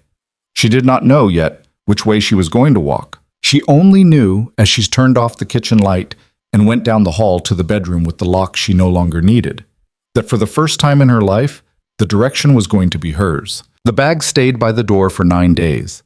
Elena noticed it every morning. She would come out of the bedroom in the robe that had been washed, and her eyes would go to it, slouched there against the wall, like a dog that was waiting to be told whether or not it was staying. Every morning she thought, "I should unpack that." Every morning she didn't, and every morning Adrian, who noticed everything, said nothing about it. That was, she thought, the most generous thing he had ever done. He left for the office at 6:45 every morning. She knew this because she heard the door click shut, and then, after a few minutes, the faint ding of the elevator in the hallway outside. On the 3rd morning, she realized he was leaving that early because he did not want her to have to see him in the kitchen before she was ready for him. He was buying her a kitchen with no one in it. She did not know what to do with the information, so she folded it up and put it somewhere in her chest where she kept the other things she did not know what to do with. She went back to work on the 4th day. Marlene, who had for 14 months treated Elena with the distant, distracted courtesy of a woman who had 1,000 more important things to think about, met her at the elevator on the 42nd floor and said, without preamble, "You are not to take a single call from anyone who is not on this list, and you are to forward any voicemail you receive that isn't on this list to me directly. Do you understand, Elena?" It was the first time Marlene had called her Elena. "Yes, Marlene." "Good. Coffee cart's been moved. It's on 16 now. Don't go to the one on the corner anymore." "Why?" Marlene looked at her over her glasses. "Because the corner has a camera trained on it that belongs to a media outlet that thinks it has a story. Don't go to the corner. Use 16. I had them put in oatmeal for you." Elena stood there. She felt her face go hot. "Mr. Wolf had them put in oatmeal." "Honey," Marlene's voice dropped. "I'm 61 years old. I have worked in this building for 34 of those years. I have seen that man eat the same black espresso every morning for 11 years. I have never seen him ask for oatmeal. You do not have to explain anything to me. Go do your job. And for God's sake, eat something. Elena went and did her job. She did it well. She was surprised to find that she did it better than she had before.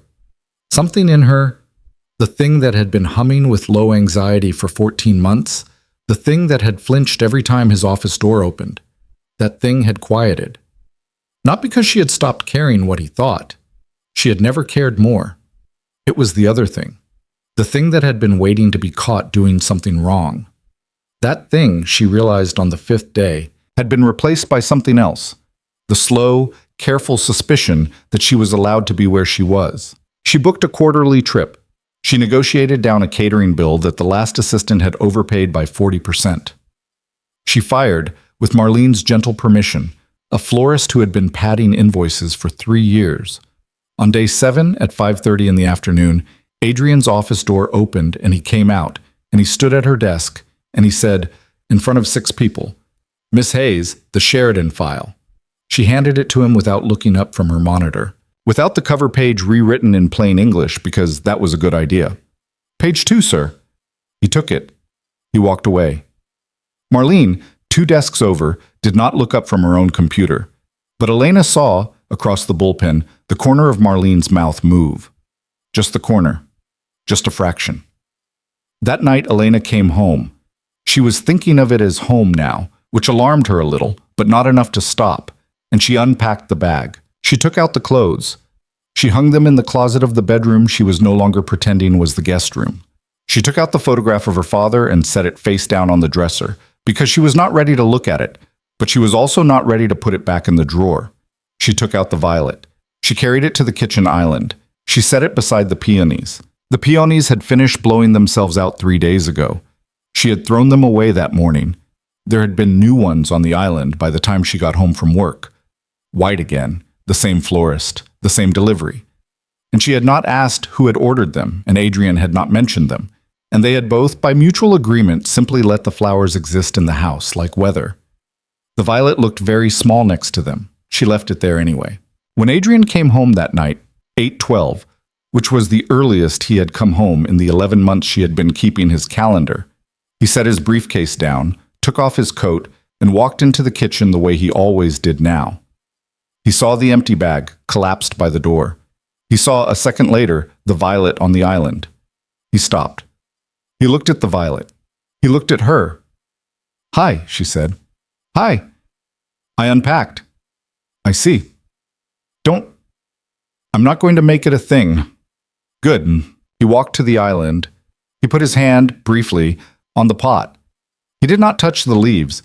He touched the ceramic once with the pad of his thumb, and then he took his hand away. "You kept it alive," he said. "You remembered." "I remember." "You remember what?" He looked up. "I remember everything, Elena." She thought somewhere very far down. "Yes. That is going to be a problem we will have to solve eventually, but not tonight. She was not going to think about it tonight. "Sit down," she said. "I ordered you food. You don't eat enough." Says the woman who, "Sit down, Adrian." He sat down. On the 10th day she slept poorly, and she knew, when she woke, why. Her mother had not called in 12 days. 12 days was not a record. 12 days was closer to 1, in fact. In Elena's entire adult life, she could remember exactly 2 stretches longer than that. One the summer she had turned 21, when her mother had disappeared with a man Elena had later learned was in prison, and one the winter she had graduated from college, when her mother had been institutionalized for a week, and Elena had only found out 2 months after the fact. Diane Hayes did not go quiet. Diane Hayes went dark. Elena knew the difference. She had learned it at 11. She lay in the bed that was not hers in the apartment that was not hers, and she watched the gray light seep in at the edges of the curtains, and she thought, very deliberately, "She is gearing up." She got up. She went to the kitchen. Adrian had already gone. The espresso maker was still warm. He had left her a note. He did this sometimes, in the morning, because he could not bring himself to not say good morning. And the note today said, "Didn't want to wake you. You were talking in your sleep. I could not make out what. Call me if it was anything. A. She stood with the note in her hand. She had been dreaming about her mother. She did not remember it, but she knew, with a cold certainty, that she had been. She could feel the shape of the dream in her chest, the way you could feel the shape of a bruise before it came up under the skin. She got dressed. She went to work. She did her job. At lunch, she walked the 8 blocks to a sandwich place she had never been to because her mother did not know about it, paid cash, sat at the back, ate slowly, and then walked back. At 3 p.m., Raphael called her from the lobby. "Miss Hayes?" "Yes, Raphael." "There's—" He stopped. She heard him breathe. "There's a woman here, not your mother, a different woman. She says she's your aunt." "I don't have an aunt." "That's what I figured. She has papers, Miss Hayes. She says she's got something she needs to serve you."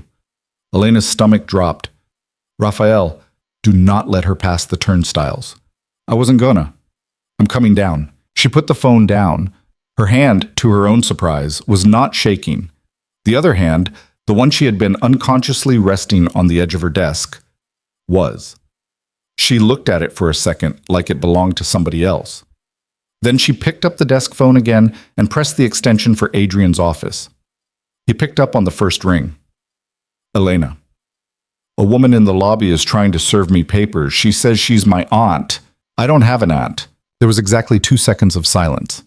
"Don't go down. I'll send Marlene. I'll send legal. Stay at your desk. I'll be there in 2 minutes." "Adrian, 2 minutes, Elena." He hung up. It was not 2 minutes. It was 80 seconds. He came out of his office at a walk that was not quite a run, but was the walk of a man who was only not running because he had decided, somewhere in the last 14 months, that running where Elena could see would scare her. Marlene was coming from the opposite direction, already on the phone with legal, already sharp-eyed. One of the in-house attorneys, a man Elena knew only as Jess, short for something, built like a lapsed linebacker, was coming up the stairs from 41 with his jacket in one hand. Adrian got to her desk. He put his hand on the back of her chair. He did not touch her. "Tell me exactly what Raphael said." She told him. "Papers," he repeated. "Not police. Not a cop. A woman with papers." "Yes." "Civil then," Jess said, coming up behind him. "Process server. Cheap one if she's lying about being family to get past security. Or she's actually a cousin or something and your mother put her up to it. What's it in relation to?" "I don't know." "We'll find out." "Elena." Adrian was looking at her. "Do you want to be there when we find out, or do you want to not be there?" She thought about it. 2 weeks ago, she would have said not be there. She would have said hide in a bathroom and let them handle it. 2 weeks ago was a long time ago. "I want to be there." "Okay." "Adrian." "Yes." "I want to go down. Not up here. Down." A muscle moved in his jaw. "Okay," he said. Marlene, without looking up from her phone, said, "I'll have security pull the footage starting from the minute she walked in." "Jess, you want uniforms on call?" "Not yet." "Say when." They got on the elevator. Adrian, Elena, Jess, and a second attorney, Elena did not know. The ride down took 40 seconds. Adrian did not speak. He stood beside her, not touching her, but close enough that the sleeve of his suit almost brushed the sleeve of her blouse. She could feel the heat of him through the fabric. She was grateful for it in a way she did not have words for. The lobby was the lobby, the marble, the fountain. Raphael at his post, looking like a man who had spent the last 10 minutes mentally rehearsing violence. And past the turnstile, standing on the public side, was a woman Elena had never seen before in her life. She was in her 50s.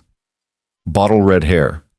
A bad pantsuit in a color Elena would have described as courtroom beige. She held a sheaf of papers in her right hand and a handbag clutched against her stomach with the other, and the second she saw Elena, she smiled, a bright, tight television smile, and said, "Elena Marie Hayes?" "Yes." "Honey, I'm—" "Don't call me honey." The woman's smile faltered. I'm Karen. I'm your mother's—" "Ma'am." Jess stepped forward. "Are you a licensed process server in the state of New York?" Pardon?" "Process server. Licensed. In New York State. Are you one?" "I'm her aunt." "That wasn't the question." "She has every right to—" "That wasn't the question either. I'll try one more time. Are you a licensed process server in the state of New York, ma'am? Yes or no? The woman's mouth closed. I didn't think so, Jess said. Here's what's going to happen. You're going to hand the papers to me. You're going to leave the building. Miss Hayes is going to receive the papers through her counsel, which, as of right now, is me. If you attempt to hand them to her directly, we will consider that an unlicensed service and also potentially harassment, and we will file accordingly. Is there any part of that you don't understand? Ma'am, the woman, Karen, if that was her real name, which Jess clearly did not think it was, looked past him.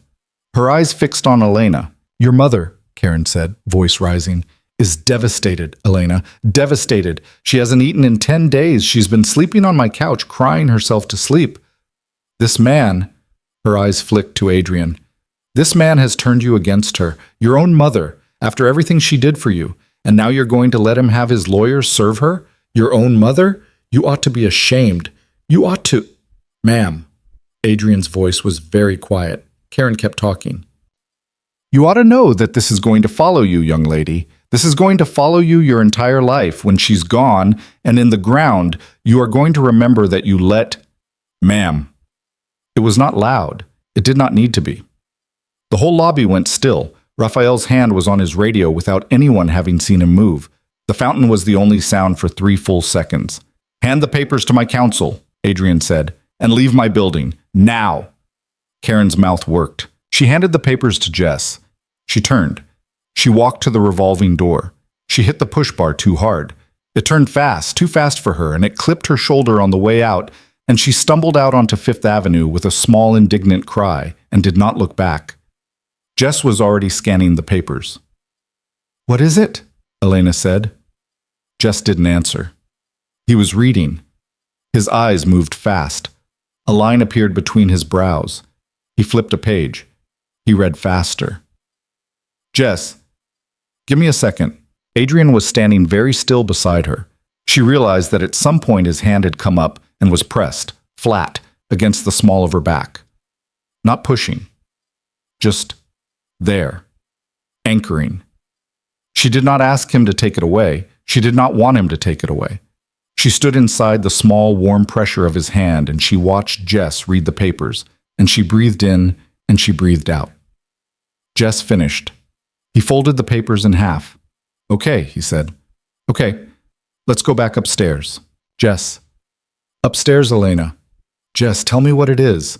He looked at her. He looked at Adrian. He looked back at her. It's a petition, he said, for conservatorship. Your mother, through an attorney, and we'll find out in 10 minutes if it's even a real attorney, is petitioning the state of New York to be appointed your legal guardian on the grounds that you are under the undue influence of an older, powerful man, that you have become estranged from your family, that you have shown, and I am reading now, a sudden, marked change in behavior, including abandonment of your residence and refusal of all contact with concerned relatives. She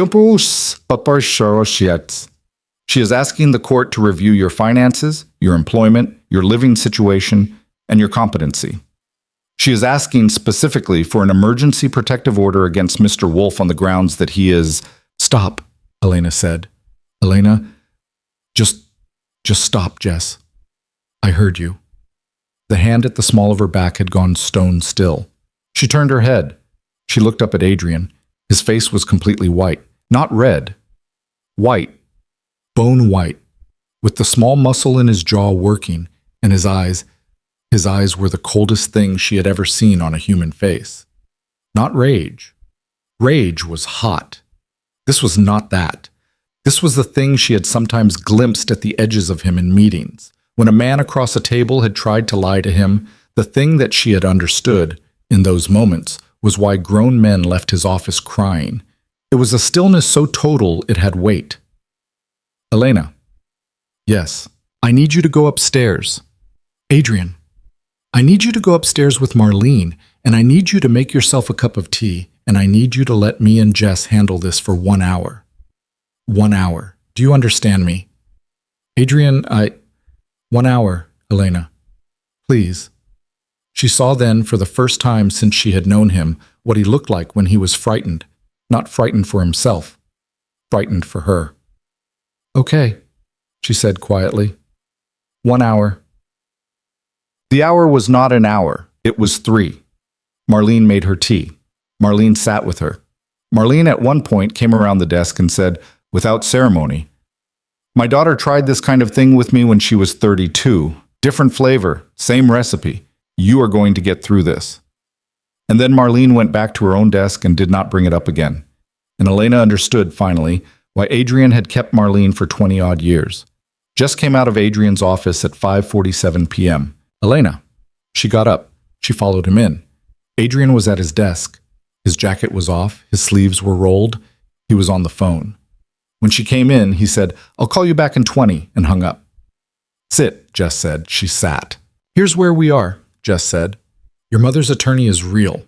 It is a real attorney. He is not a good one. He is a man named Terrence Gallagher who has been sanctioned twice by the bar and is currently practicing under a restricted license. He almost certainly took this case on a contingency because your mother told him there was—" Jess paused delicately. "There was a wealthy party involved. He was hoping for a settlement." "A settlement? He was hoping we would pay her to go away." Elena felt her mouth go dry. "The petition is garbage. I want to be clear. It has no chance of succeeding. You are 26 years old. You are employed. You have a clean bill of health, no history of mental illness, no record of any kind. You are living, voluntarily, in a legal residence. The allegation of undue influence is going to die in front of the first judge who looks at it, because the factual claims in the petition are—" He glanced at Adrian. "Let's say creative.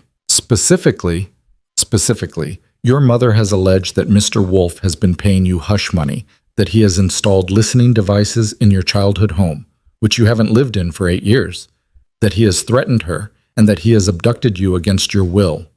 The abducted you against your will part is the one I'm most confident about, because you will go in front of the judge yourself and say otherwise.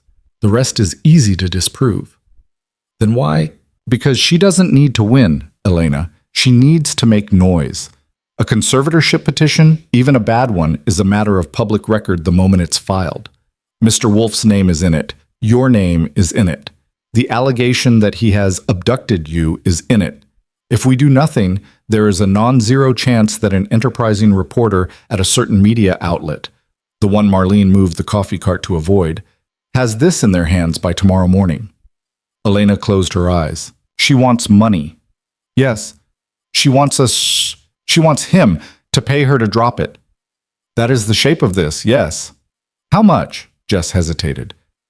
Her attorney floated a number in a phone call 17 minutes ago. "How much?" $200,000. Elena laughed. It came out of her before she could stop it. A hard, startled, humorless laugh. She put her hand over her mouth. $200,000. "Yes." "From my mother." "Yes. Because I stopped sending her $1,800 a month." "Yes." She lowered her hand. She looked at Adrian, who had not spoken. He was watching her. He was watching her carefully, the way a man watches a fire to see which way it is going to jump. "You were going to pay it," she said quietly. It was not a question. He did not look away. "Yes." "Adrian, I was going to pay it, Elena, and I was not going to tell you, and I was going to have Jess get her to sign a non-disclosure so airtight she would not be able to speak your name in her own house. That was my plan as of about 4 hours ago. I was not going to tell you. That is the truth. I am telling you now because I swore to myself that I would not lie to you again, even by silence, and because if I did this without telling you and you ever found out, I would deserve what you did about it. So, that was my plan. I am telling you so you can tell me to not do it." There was a very long silence. "Jess?" Elena said. "Yes?" "Can you leave us for a minute?" Jess stood up. He walked out of the office. The door clicked shut behind him. Elena looked at Adrian across the desk. "You were going to pay my mother $200,000. "Yes." "Without telling me." "Yes." "You were going to solve it." "Yes."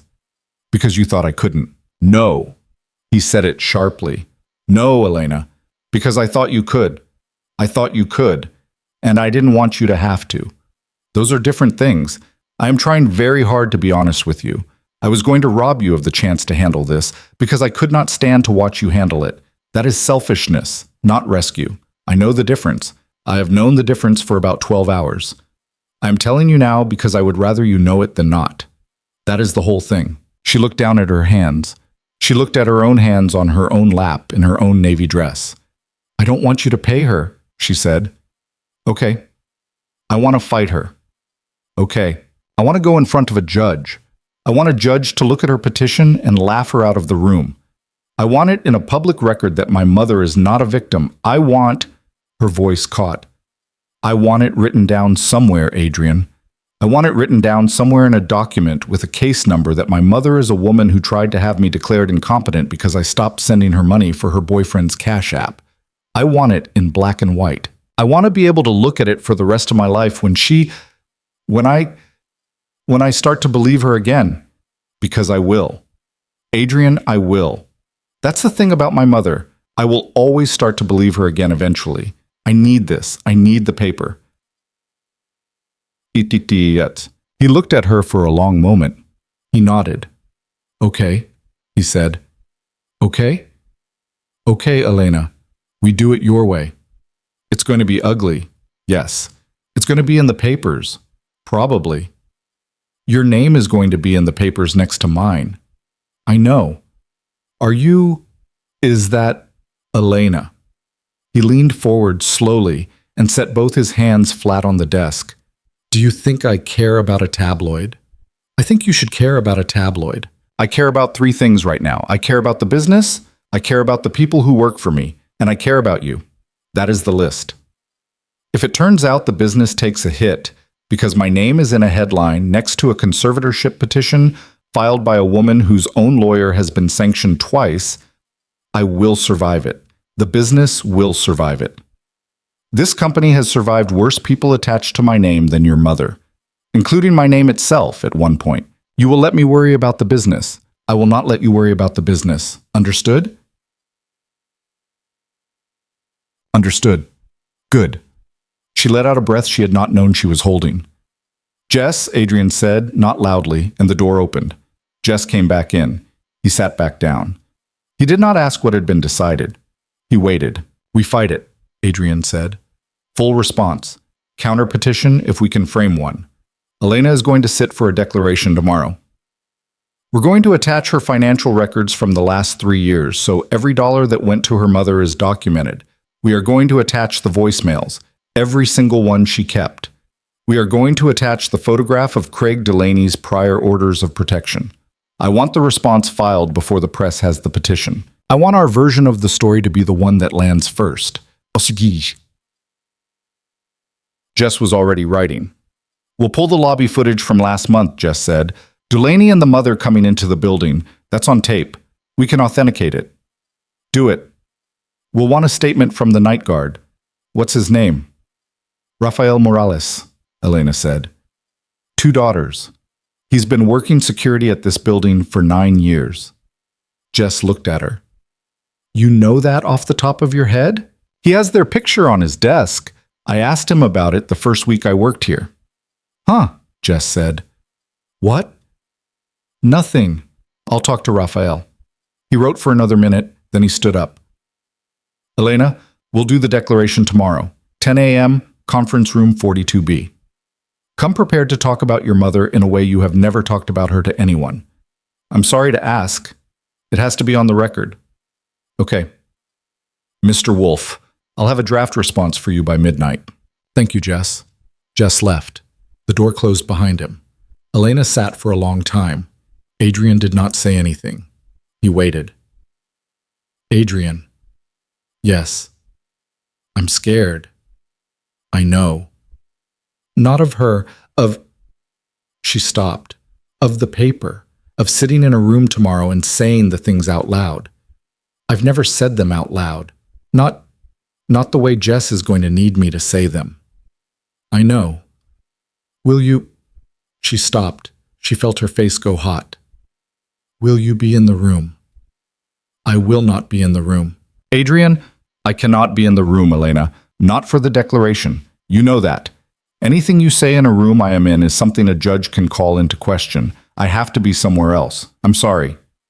Oh, but I will be in the building. Okay.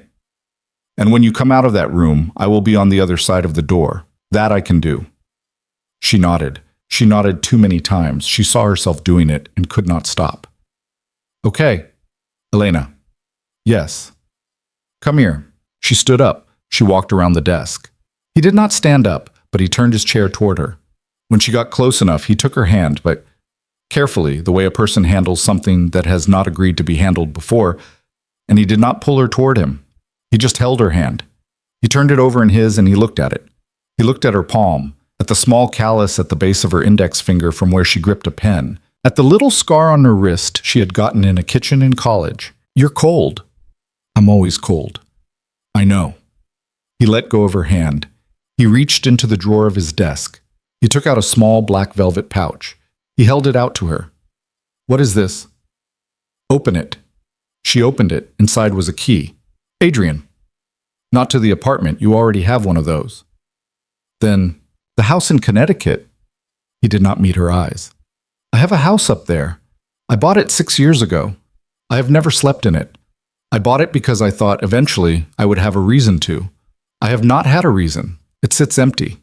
My housekeeper goes up once a week to make sure nothing dies. If at any point in the next several months, when the papers hit, when this gets loud, when you want to not be a person who lives in New York for a week, you want a place no one knows about, that is the place. The address is on a card inside the pouch. The driver can take you. You don't have to tell me you're going. You don't have to tell anyone. You just go." She stared at the key. "You've never slept in it." "No." "Why did you buy it?" He was quiet. "I bought it," he said slowly, "because I had been very unhappy for a very long time, and I was starting to wonder if I was ever going to do anything with my life besides work and sleep. And I drove up there one weekend, and the house had a porch with a chair on it, and I sat in the chair, and for the first time in about a decade, I did not hate being alive. I thought I'll figure out later what this house is for. And then I never did." "Adrian, I'm telling you now because you asked. I'm not telling you now to ask you for anything. Take the key. Or don't. It is only a key." She closed her hand around it. She was, to her own surprise, crying. Not hard. A small thing, silent. She wiped her face with the back of her wrist and laughed at herself, and then she sat down heavily on the edge of his desk.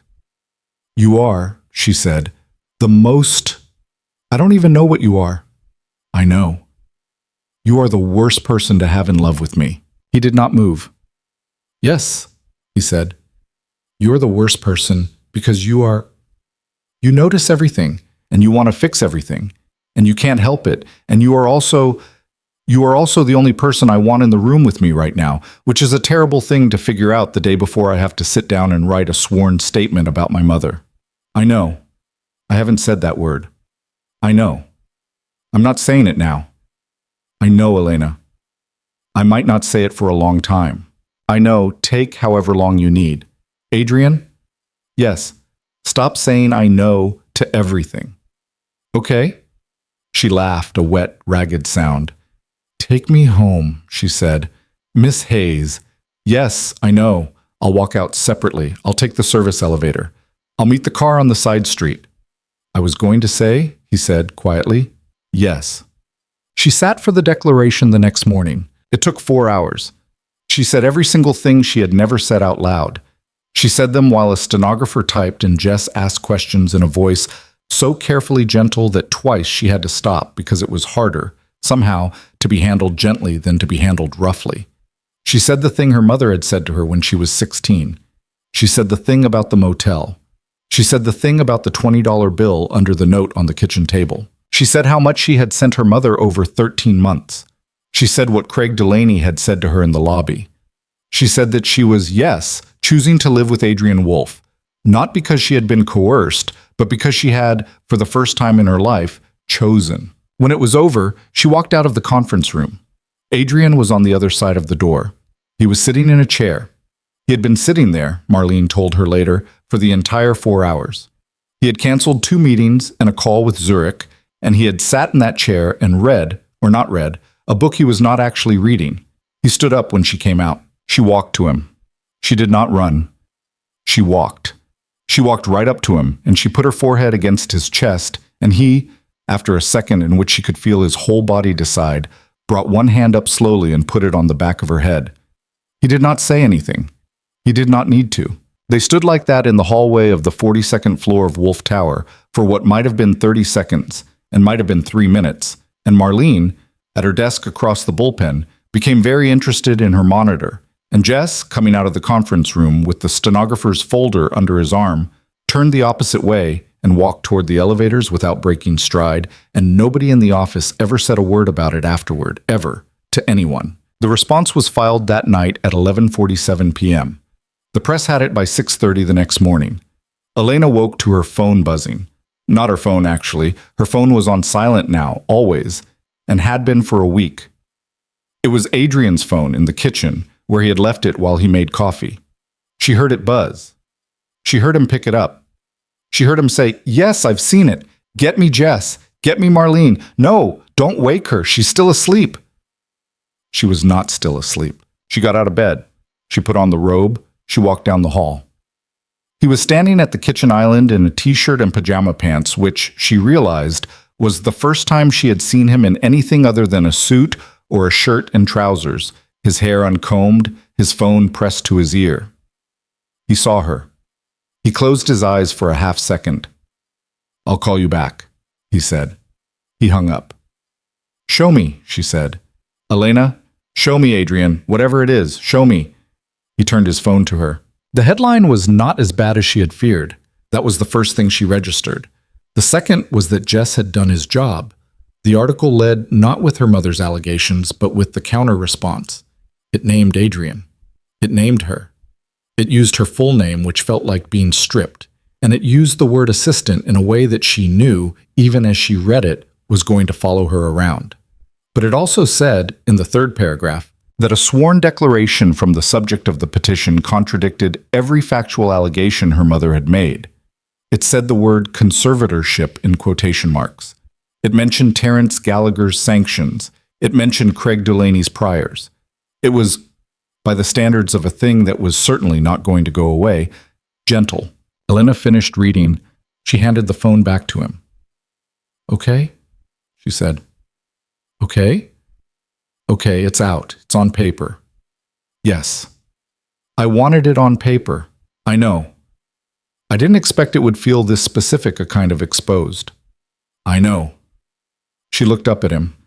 He looked in that moment very tired and very concerned and, for some reason, a little shy, a word she would not have thought applied to him if a judge had offered her money.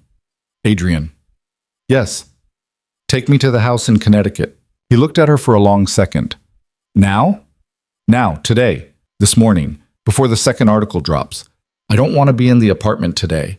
I don't want to be in the city today. I want to be in a house I have never been in, with nobody's phone number, where your housekeeper goes once a week and nothing dies." He set his phone down on the island. "Okay," he said. "Okay, get dressed. I'll call Javier." "Adrian." "Yes." "You're coming too." He looked at her. "Yes," he said. "I'm coming too." She went to pack a bag. The drive to Connecticut took 2 hours and 40 minutes because Javier refused, politely and with the set jaw of a man who had 3 daughters, to do any of the things he could have done to make it faster. He kept it at 65. He did not change lanes more than he had to. At one point, somewhere past the Whitestone, Elena caught his eye in the rearview mirror and he said, not apologizing, "My wife will kill me if I get Miss Hayes here nauseous." "I'm not nauseous, Javier. I'm protecting against future nausea, Miss Hayes." She almost laughed. Adrian, beside her in the back seat, did laugh. A small, surprised exhale through his nose. He was not on his phone. That was the thing that kept startling her over and over again on that drive. He was not on his phone. He was not answering emails. He was not taking calls. His phone was in the inside pocket of his coat, and it buzzed twice in 2 hours, and both times he did not reach for it. "Adrian?" "Yes. Your phone." "I know." "Your phone keeps buzzing." "I know." "Is Jess?" "Jess has everything. Marlene has everything. The only person alive who needs to reach me this morning is in this car. The rest of them can wait a day." She looked out the window. They were on the Merritt Parkway now, and the trees were the bare gray of late winter, and between the trunks she could see, every so often, a house with a porch, or a horse in a small field, or a church that had been painted white a long time ago and painted white again. It was so unlike New York that for a second she felt a small, stupid panic, because she did not know what to do with a landscape that was not vertical. "It's a lot of trees," she said. "Yes. I know." "Stop saying I know." "I'm trying." "Try harder." He did smile then, a small, crooked thing. "Okay." The house was at the end of a long gravel drive that Javier took at 10 miles an hour, which was another of his protective measures. It was smaller than Elena had expected. She was embarrassed to admit this to herself, some kind of estate. A billionaire's country house, iron gates, a staff of 4. Instead, it was a gray shingled farmhouse with a wraparound porch and 2 chimneys and a door painted the color of sun-bleached denim, set on what looked like maybe 6 acres of field sloping down toward the ridgeline. There was a small barn off to the side, painted the same gray as the house. A weather vane on the barn that had stopped turning years ago and was stuck pointing southwest. Javier pulled up. He killed the engine. For a second, nobody moved. "Miss Hayes." "Yes, Javier." "I'll be in town. There's a diner. I'll be there. You need anything? You call. I'll be up here in 10 minutes. "Okay.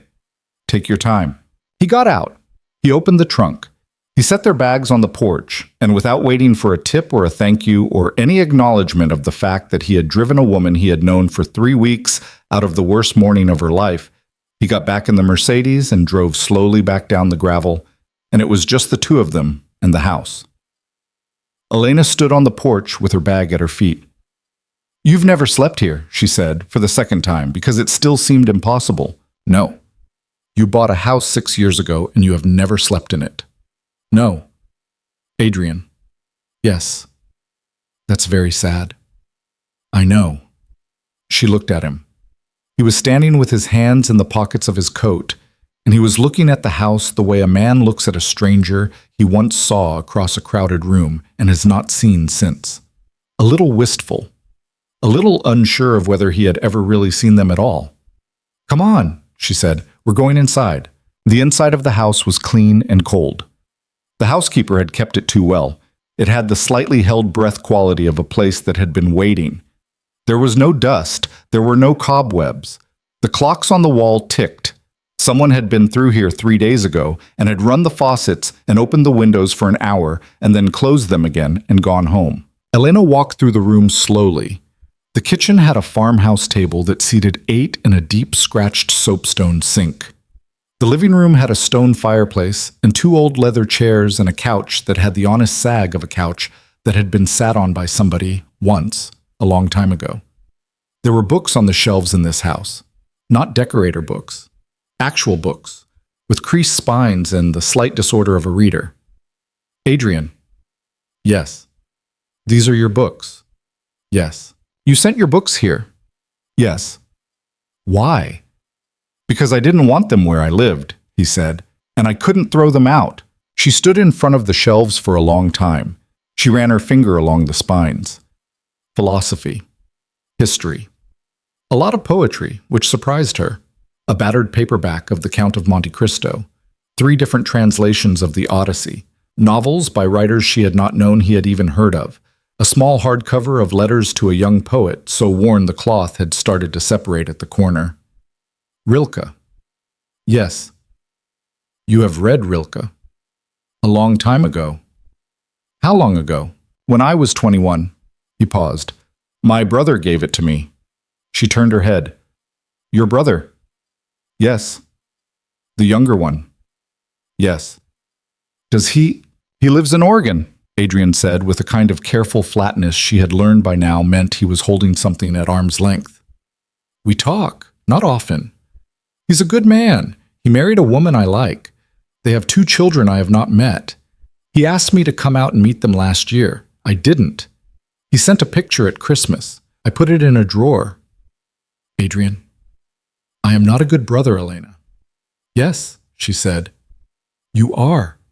You just haven't been in practice." He didn't answer that. He turned away from her toward the window. She watched his shoulders for a long moment. She understood, with a kind of quiet clarity, that she had just said something to him that he would think about for a very long time, alone, and she let him have it. She did not push. They ate lunch in the kitchen. The housekeeper had, without being asked, left a covered dish in the fridge that turned out to be a chicken pot pie, still cold, with a note on top written in a careful looping hand that said, "Reheat 375 for 30 minutes. There is milk." K. Elena turned on the oven. She put the pie in. She poured 2 glasses of water because there was no wine in the house. Adrian did not drink, which she had known only distantly.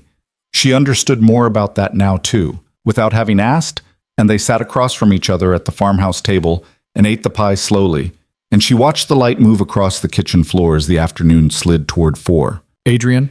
"Yes." "I don't want to know what's in the news today." "Okay?" "I don't want to look at my phone." "Okay." "I don't want to know what my mother is doing." "Okay."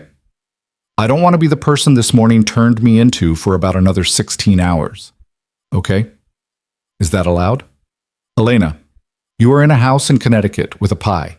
You can do anything you want." She laughed. They did what people on the worst day of a long bad year do in a house they do not know. They did nothing. They walked the perimeter of the field in coats that were wrong for the weather because neither of them had packed for outside, and Elena's good flats got muddy, and she did not care. Adrian pointed out, awkwardly, a hawk he'd seen from the porch once, the first time he'd come here. They sat on the porch for an hour and did not talk. They went back inside. Elena took a bath in a clawfoot tub with water that was far too hot and stared up at a pressed tin ceiling that someone had repainted cream maybe 10 years ago.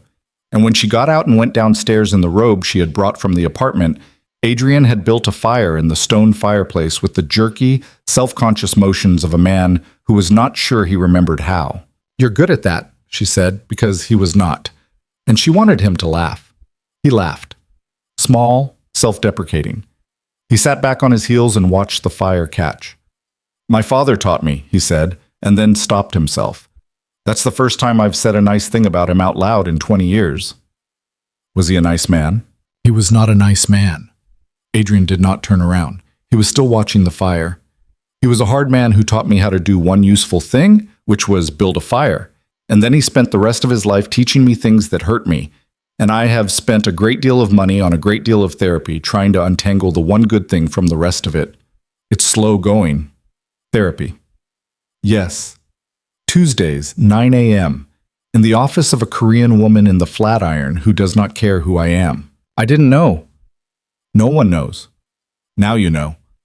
She sat down on the rug in front of the fire. She pulled her knees up to her chest. The fire was getting going now. The room was starting to warm. Adrian? Yes. I don't know what I'm doing. I know.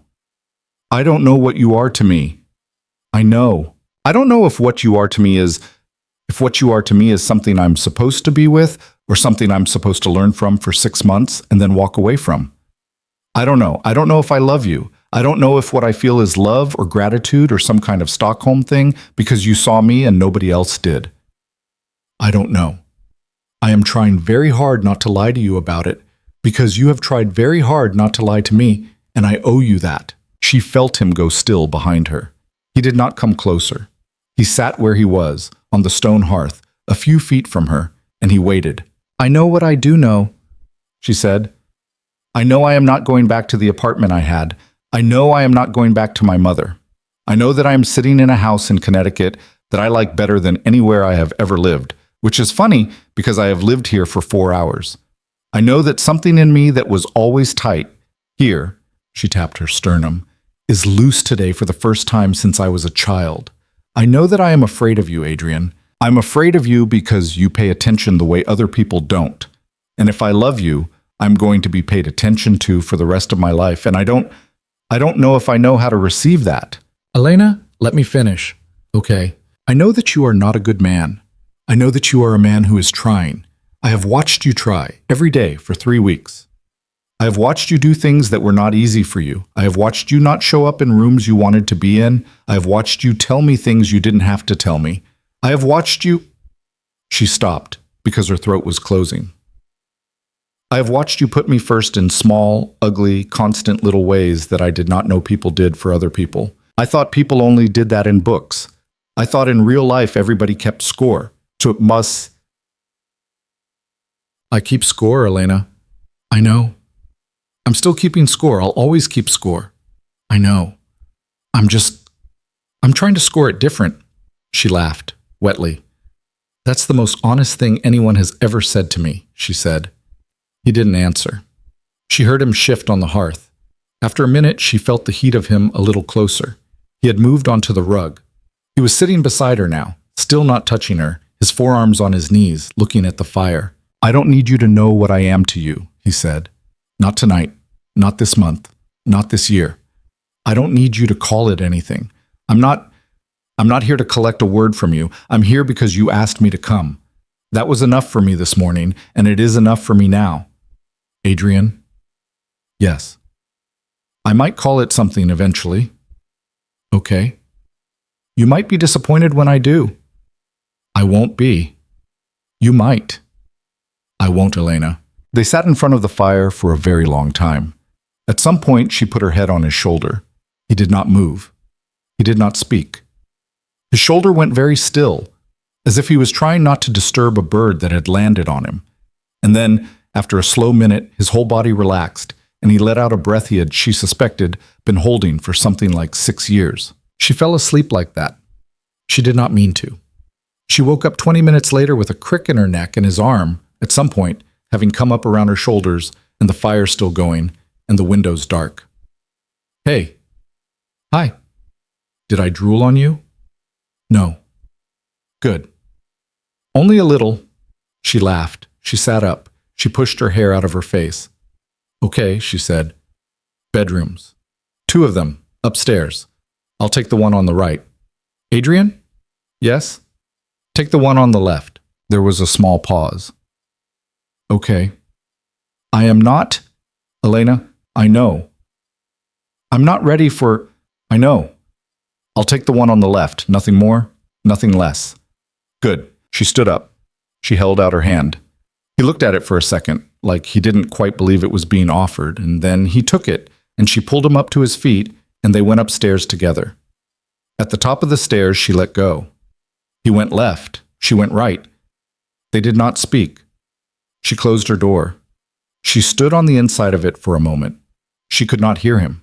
The house was that well built, but she knew he was there on the other side of a wall, and the knowing was enough. She slept, for the first time in 3 weeks, through the night. In the morning, there was a different kind of light. She came downstairs in the robe and found him already in the kitchen at the farmhouse table, reading a paper. A real paper. Someone had brought it. The housekeeper, she assumed, who had clearly been briefed, and he was reading it the old way with a cup of coffee in one hand and his reading glasses on. And when Elena came in, he looked up and took the glasses off, and she said, "You wear glasses?" And he said, "Only when no one is looking." And she said, "Put them back on." And he did. And she sat down across from him, and he pushed a mug of coffee across the table that was already the color. She took it, and she did not ask how he had guessed. She did not look at his phone. She did not ask him about the paper. After a minute, he folded it in half and set it face down on the table. "There's something new," she said. "Yes." "Is it bad?" "It's not bad." "Will it be bad later?" "Probably. It's New York. Something is always going to be bad later. That's the deal." "Tell me the thing." He hesitated. "Your mother did an interview." Elena closed her eyes. "On camera?" "Yes." "What kind of interview?" "A small one. A morning show in Philadelphia that her lawyer's cousin produces. She cried on it. She said things that are not true. Jess has already filed a clarification, and the network is going to issue a correction this afternoon. The clip is being picked up in places, but it is not..." He paused. "It is not a clip that is going to age well, Elena. Not for her. She is going to regret it by Friday. She looks very small on camera, and a little drunk." Elena opened her eyes. "Was she drunk?" "I think so, yes." She nodded. She drank her coffee. Her hand was steady. That surprised her. "Okay," she said. "Okay? Okay. That's..." She considered. "That's her. That's what she does. That's not going to stop. She's going to do that every few months now, for the rest of her life. Probably. I'm going to learn to live with it. Yes. The first few times are going to be hard. Yes. But I'm going to learn. Yes. Adrian. Yes. Do you know what I figured out last night? What? I figured out that I have been living my whole life inside the question, what will my mother do? Every decision I ever made, I made it first by running it through that question.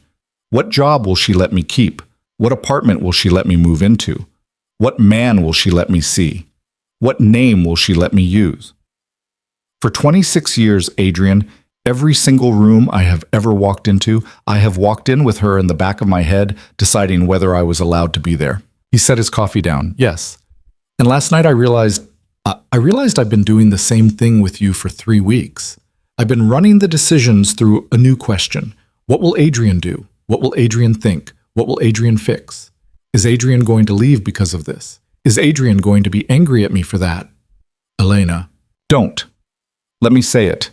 I don't want to do that again. I don't want to trade her for you. I don't want you to be the new question I run everything through. I want to be the question. I want to learn how to ask, what do I think first, before anybody else, before you. I have never done that. He looked at her across the table for a long moment. Okay, he said. That means things are going to happen that you won't like. Okay. That means I might not move in. Not the way you imagined. I don't know what I imagine. Yet. Okay? That means I might want my own apartment again. A different one. Not the studio. Something I pick. Elena, I will sign a lease on an apartment for you today in any neighborhood in New York you want to live in, and I will not have a key. No. No? No. I'm going to sign my own lease. He looked at her. He opened his mouth. He closed it. Okay, he said. Yes, of course. You are going to sign your own lease. I'm going to use my own money. Okay? I got a raise last year I've barely spent. I have the money. I'll find a place.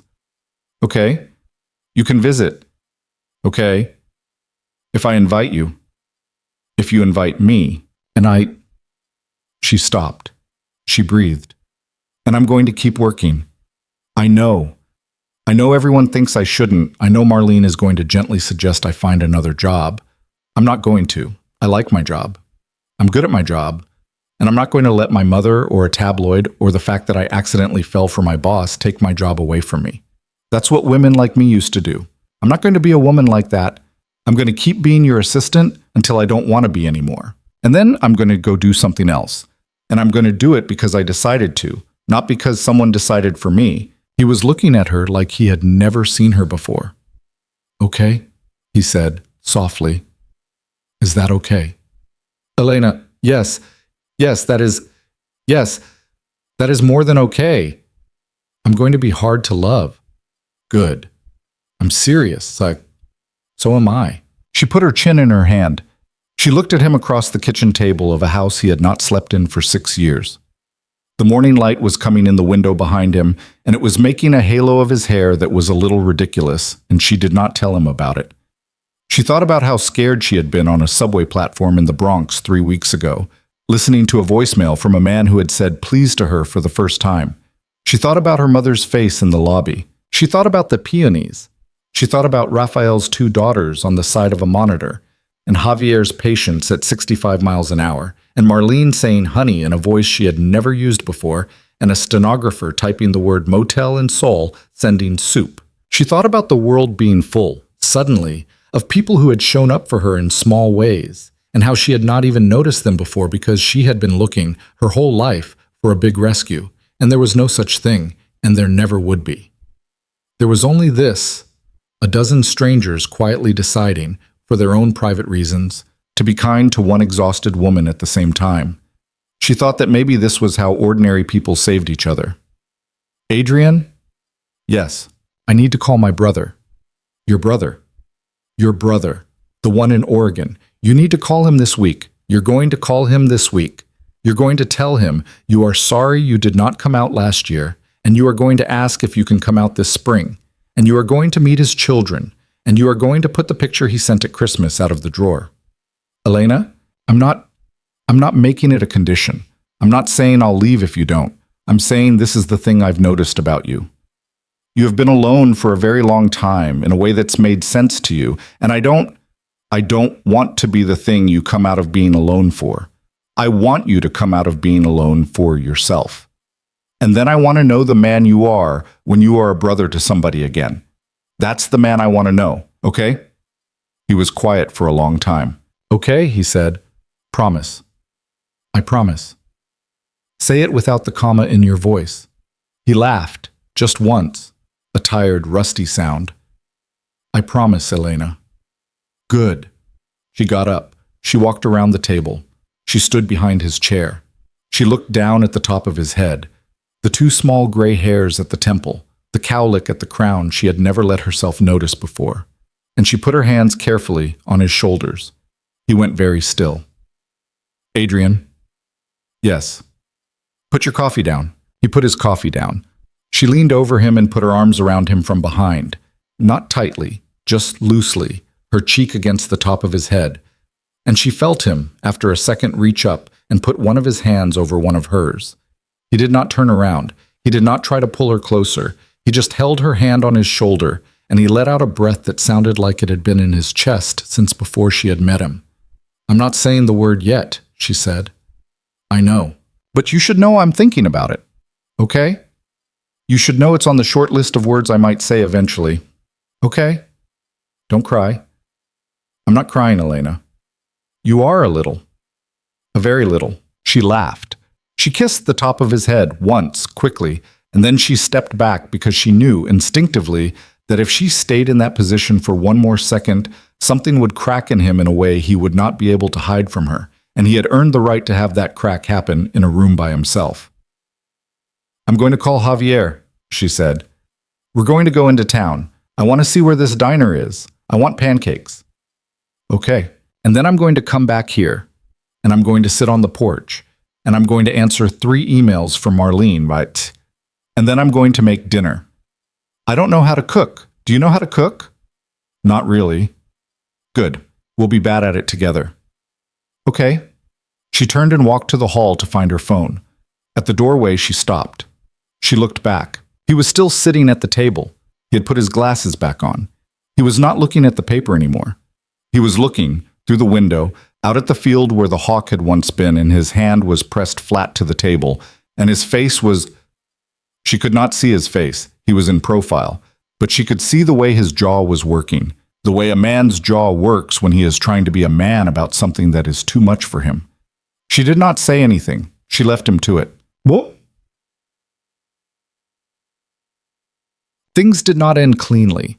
Elena had thought, at some point, in the diner that morning in Cornwall, cutting into a pancake that was too big for the plate, that maybe things would end cleanly, that her mother would disappear, that the tabloid story would die, that Craig Delaney would vanish into whichever state had his next warrant, that the conservatorship petition would be laughed out of the first courtroom it met, and her mother would not try anything else, ever. Real life did not do that. The petition was dismissed 6 weeks later with prejudice by a judge who wrote in a 1-paragraph ruling that the filing was frivolous and sanctionable in the extreme. Terence Gallagher was disbarred 8 months after that for an unrelated matter that Elena let herself feel exactly 0 sympathy about. Craig Delaney was arrested in the summer on a warrant from Pennsylvania for a thing Elena did not ask for the details of. Her mother sold the last of her furniture and moved into a single room in a boarding house in a town Elena had never been to. And from that room she called every few weeks from numbers Elena did not recognize, and Elena did not pick up, and she did not pick up, and she did not pick up, until one day, maybe a year in, she picked up once, and her mother, sober for the first time in a long time, said, I was wrong. And Elena said, I know. And then her mother said something else that was not an apology but also was not a weapon. And Elena, shaking, said, Mom, that is not enough. But I'm glad you said it. We will try again in 6 months. And her mother surprisingly said, okay, and they hung up. They did try again in 6 months. It went badly. They tried again in another 6. It went a little better. It never got good. It never got close to good. Elena accepted at some point around the 3-year mark that it was never going to. She accepted the other thing, too. She signed her own lease. on a one-bedroom in Carroll Gardens that cost more than she had ever imagined paying for rent and less than the apartment Adrian would have put her in, and that was covered in afternoon light from 3 p.m. to sunset. She bought her own couch. She bought her own bed. She painted the kitchen a color called seafoam that she decided 3 weeks later was the wrong color, and she left it because painting over the wrong color she had chosen felt, to her, like a thing she owed her own wrong choices. Adrian visited when she invited him. At first that was every few days, then it was most days. Then, a year in, she handed him a key, not as a gesture, just as a practicality. He was there anyway. She said, "This is not a promise of anything," and he said, "I know." And she said, "Stop saying that," and he said, "I'll try." And she said, "That's more honest." She kept her job for 11 more months. Then she left it, because she had figured out what she wanted to do next, which surprised her more than anyone. She wanted to go back to school and get a degree in social work, and work with women who had grown up the way she had. She told Adrian the night she decided. He looked at her across the kitchen island of the apartment he did not live in, and he said, "That is the right thing for you to do." And he did not offer her money for tuition, because he had learned by then not to. She paid for it herself. It took her longer than it would have with his help. She was prouder of the longer. They got married in the 4th year, not in a big way. There were 11 people there. Her brother-in-law Noah, Adrian's younger brother, who turned out to be a thin, kind man who taught high school chemistry and made terrible jokes, walked her down the aisle because her father was still gone, and she was never going to forgive her mother enough to let her. And Noah had, by that point, become, quietly, one of the more important men in her life. Marlene was there. Jess was there. Javier was there, with his wife and his 3 daughters, and the oldest one cried and had to be passed a tissue by her youngest sister. Raphael was there, in a suit he had rented, with his wife. Saul was there, who had closed the diner for the day, which Saul had never done, and who hugged Elena once, hard, at the end of the ceremony, and said, "You're a good kid," and walked off before she could thank him. She said the word, finally, in her own vows. She had practiced it for a week. She said it out loud in the field behind the house in Connecticut, which was where they had chosen to do it, on a bright cold afternoon in late April, while a hawk, not the same hawk, but a hawk, Adrian swore, circled over the ridgeline. "I love you," she said. I waited a long time to say it out loud because I wanted to be sure I wasn't saying it because I was scared of being alone. I am sure. I am not scared of being alone anymore. I can be alone. I can live alone. I have lived alone. I am choosing you. That's what I want you to know. I am choosing you, not because I can't live without you, but because my life is better with you in it than without. And I have run the math on that every morning for 4 years, and the answer has not changed. He cried. He did not try to hide it. He set his vows back, and they were shorter because he had never been the talker, and the only one she remembered afterward was the last line. He said, "You taught me how to stop watching from across the street. That was enough. That was everything." Years later, she would not have been able to say how many. She stopped counting somewhere around 6. Elena sat on the porch of the house in Connecticut with a mug of coffee in her hands and watched the morning come up over the field. She was 41. Her hair had one white streak at the temple. She had stopped dyeing it because she had decided somewhere along the way that she was done pretending about anything. She was thinking about a woman named Kira. Kira was 23. Kira had come into Elena's office on Tuesday with a bruise on the inside of her wrist that Kira had tried to hide with a sleeve, and a mother who called her 19 times a day, and the small, specific look of a woman who had never in her life been asked what she wanted. Elena had asked her. Kira had cried. Elena had handed her a box of tissues and waited and not fixed anything, and not pushed anything, and not promised anything. And at the end of the hour, Kira had said, "Nobody's ever asked me that before." And Elena had said, "I know," and she had heard in her own voice the cadence of a man she had loved for a very long time, and she had smiled. Behind her, the screen door opened. "Coffee's gone cold," Adrian said. I know. I'll make more." "Okay." He came out onto the porch. He was in a flannel shirt because he had finally, 3 years ago, admitted that he owned flannel shirts and liked them. His hair was more gray than dark now. He sat down in the chair beside her. The chair, the one he had sat in that first time, 6 years before he had ever let her see the house. and he handed her a fresh mug of coffee, and he did not ask her what she was thinking about. She told him anyway. A girl came in on Tuesday. Yes, she reminded me of me. How old? 23. Yes. I'm going to be all right, aren't I, Adrian? He looked at her. Elena. Yes. You have been all right for a long time. She smiled. She leaned over and rested her head on his shoulder, and he, who had at some point over the years stopped flinching when she did it, who had finally gotten used to being touched by someone who was not going to use the touch against him later, put his arm around her and pulled her in. The field was all green now. The barn had been repainted 2 summers ago by a man from town who had charged them too much and whose work they both loved anyway. The weather vane, which Adrian had finally climbed up and fixed, turned slowly in the morning breeze, pointing east.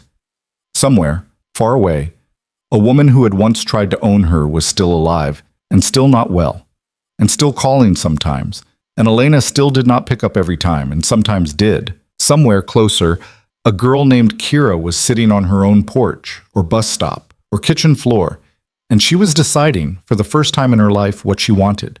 And Elena did not know that Kira was doing it, and Kira did not know that Elena had done it first, and the world would keep turning over like that, forever, one woman at a time. Elena drank her coffee, Adrian drank his.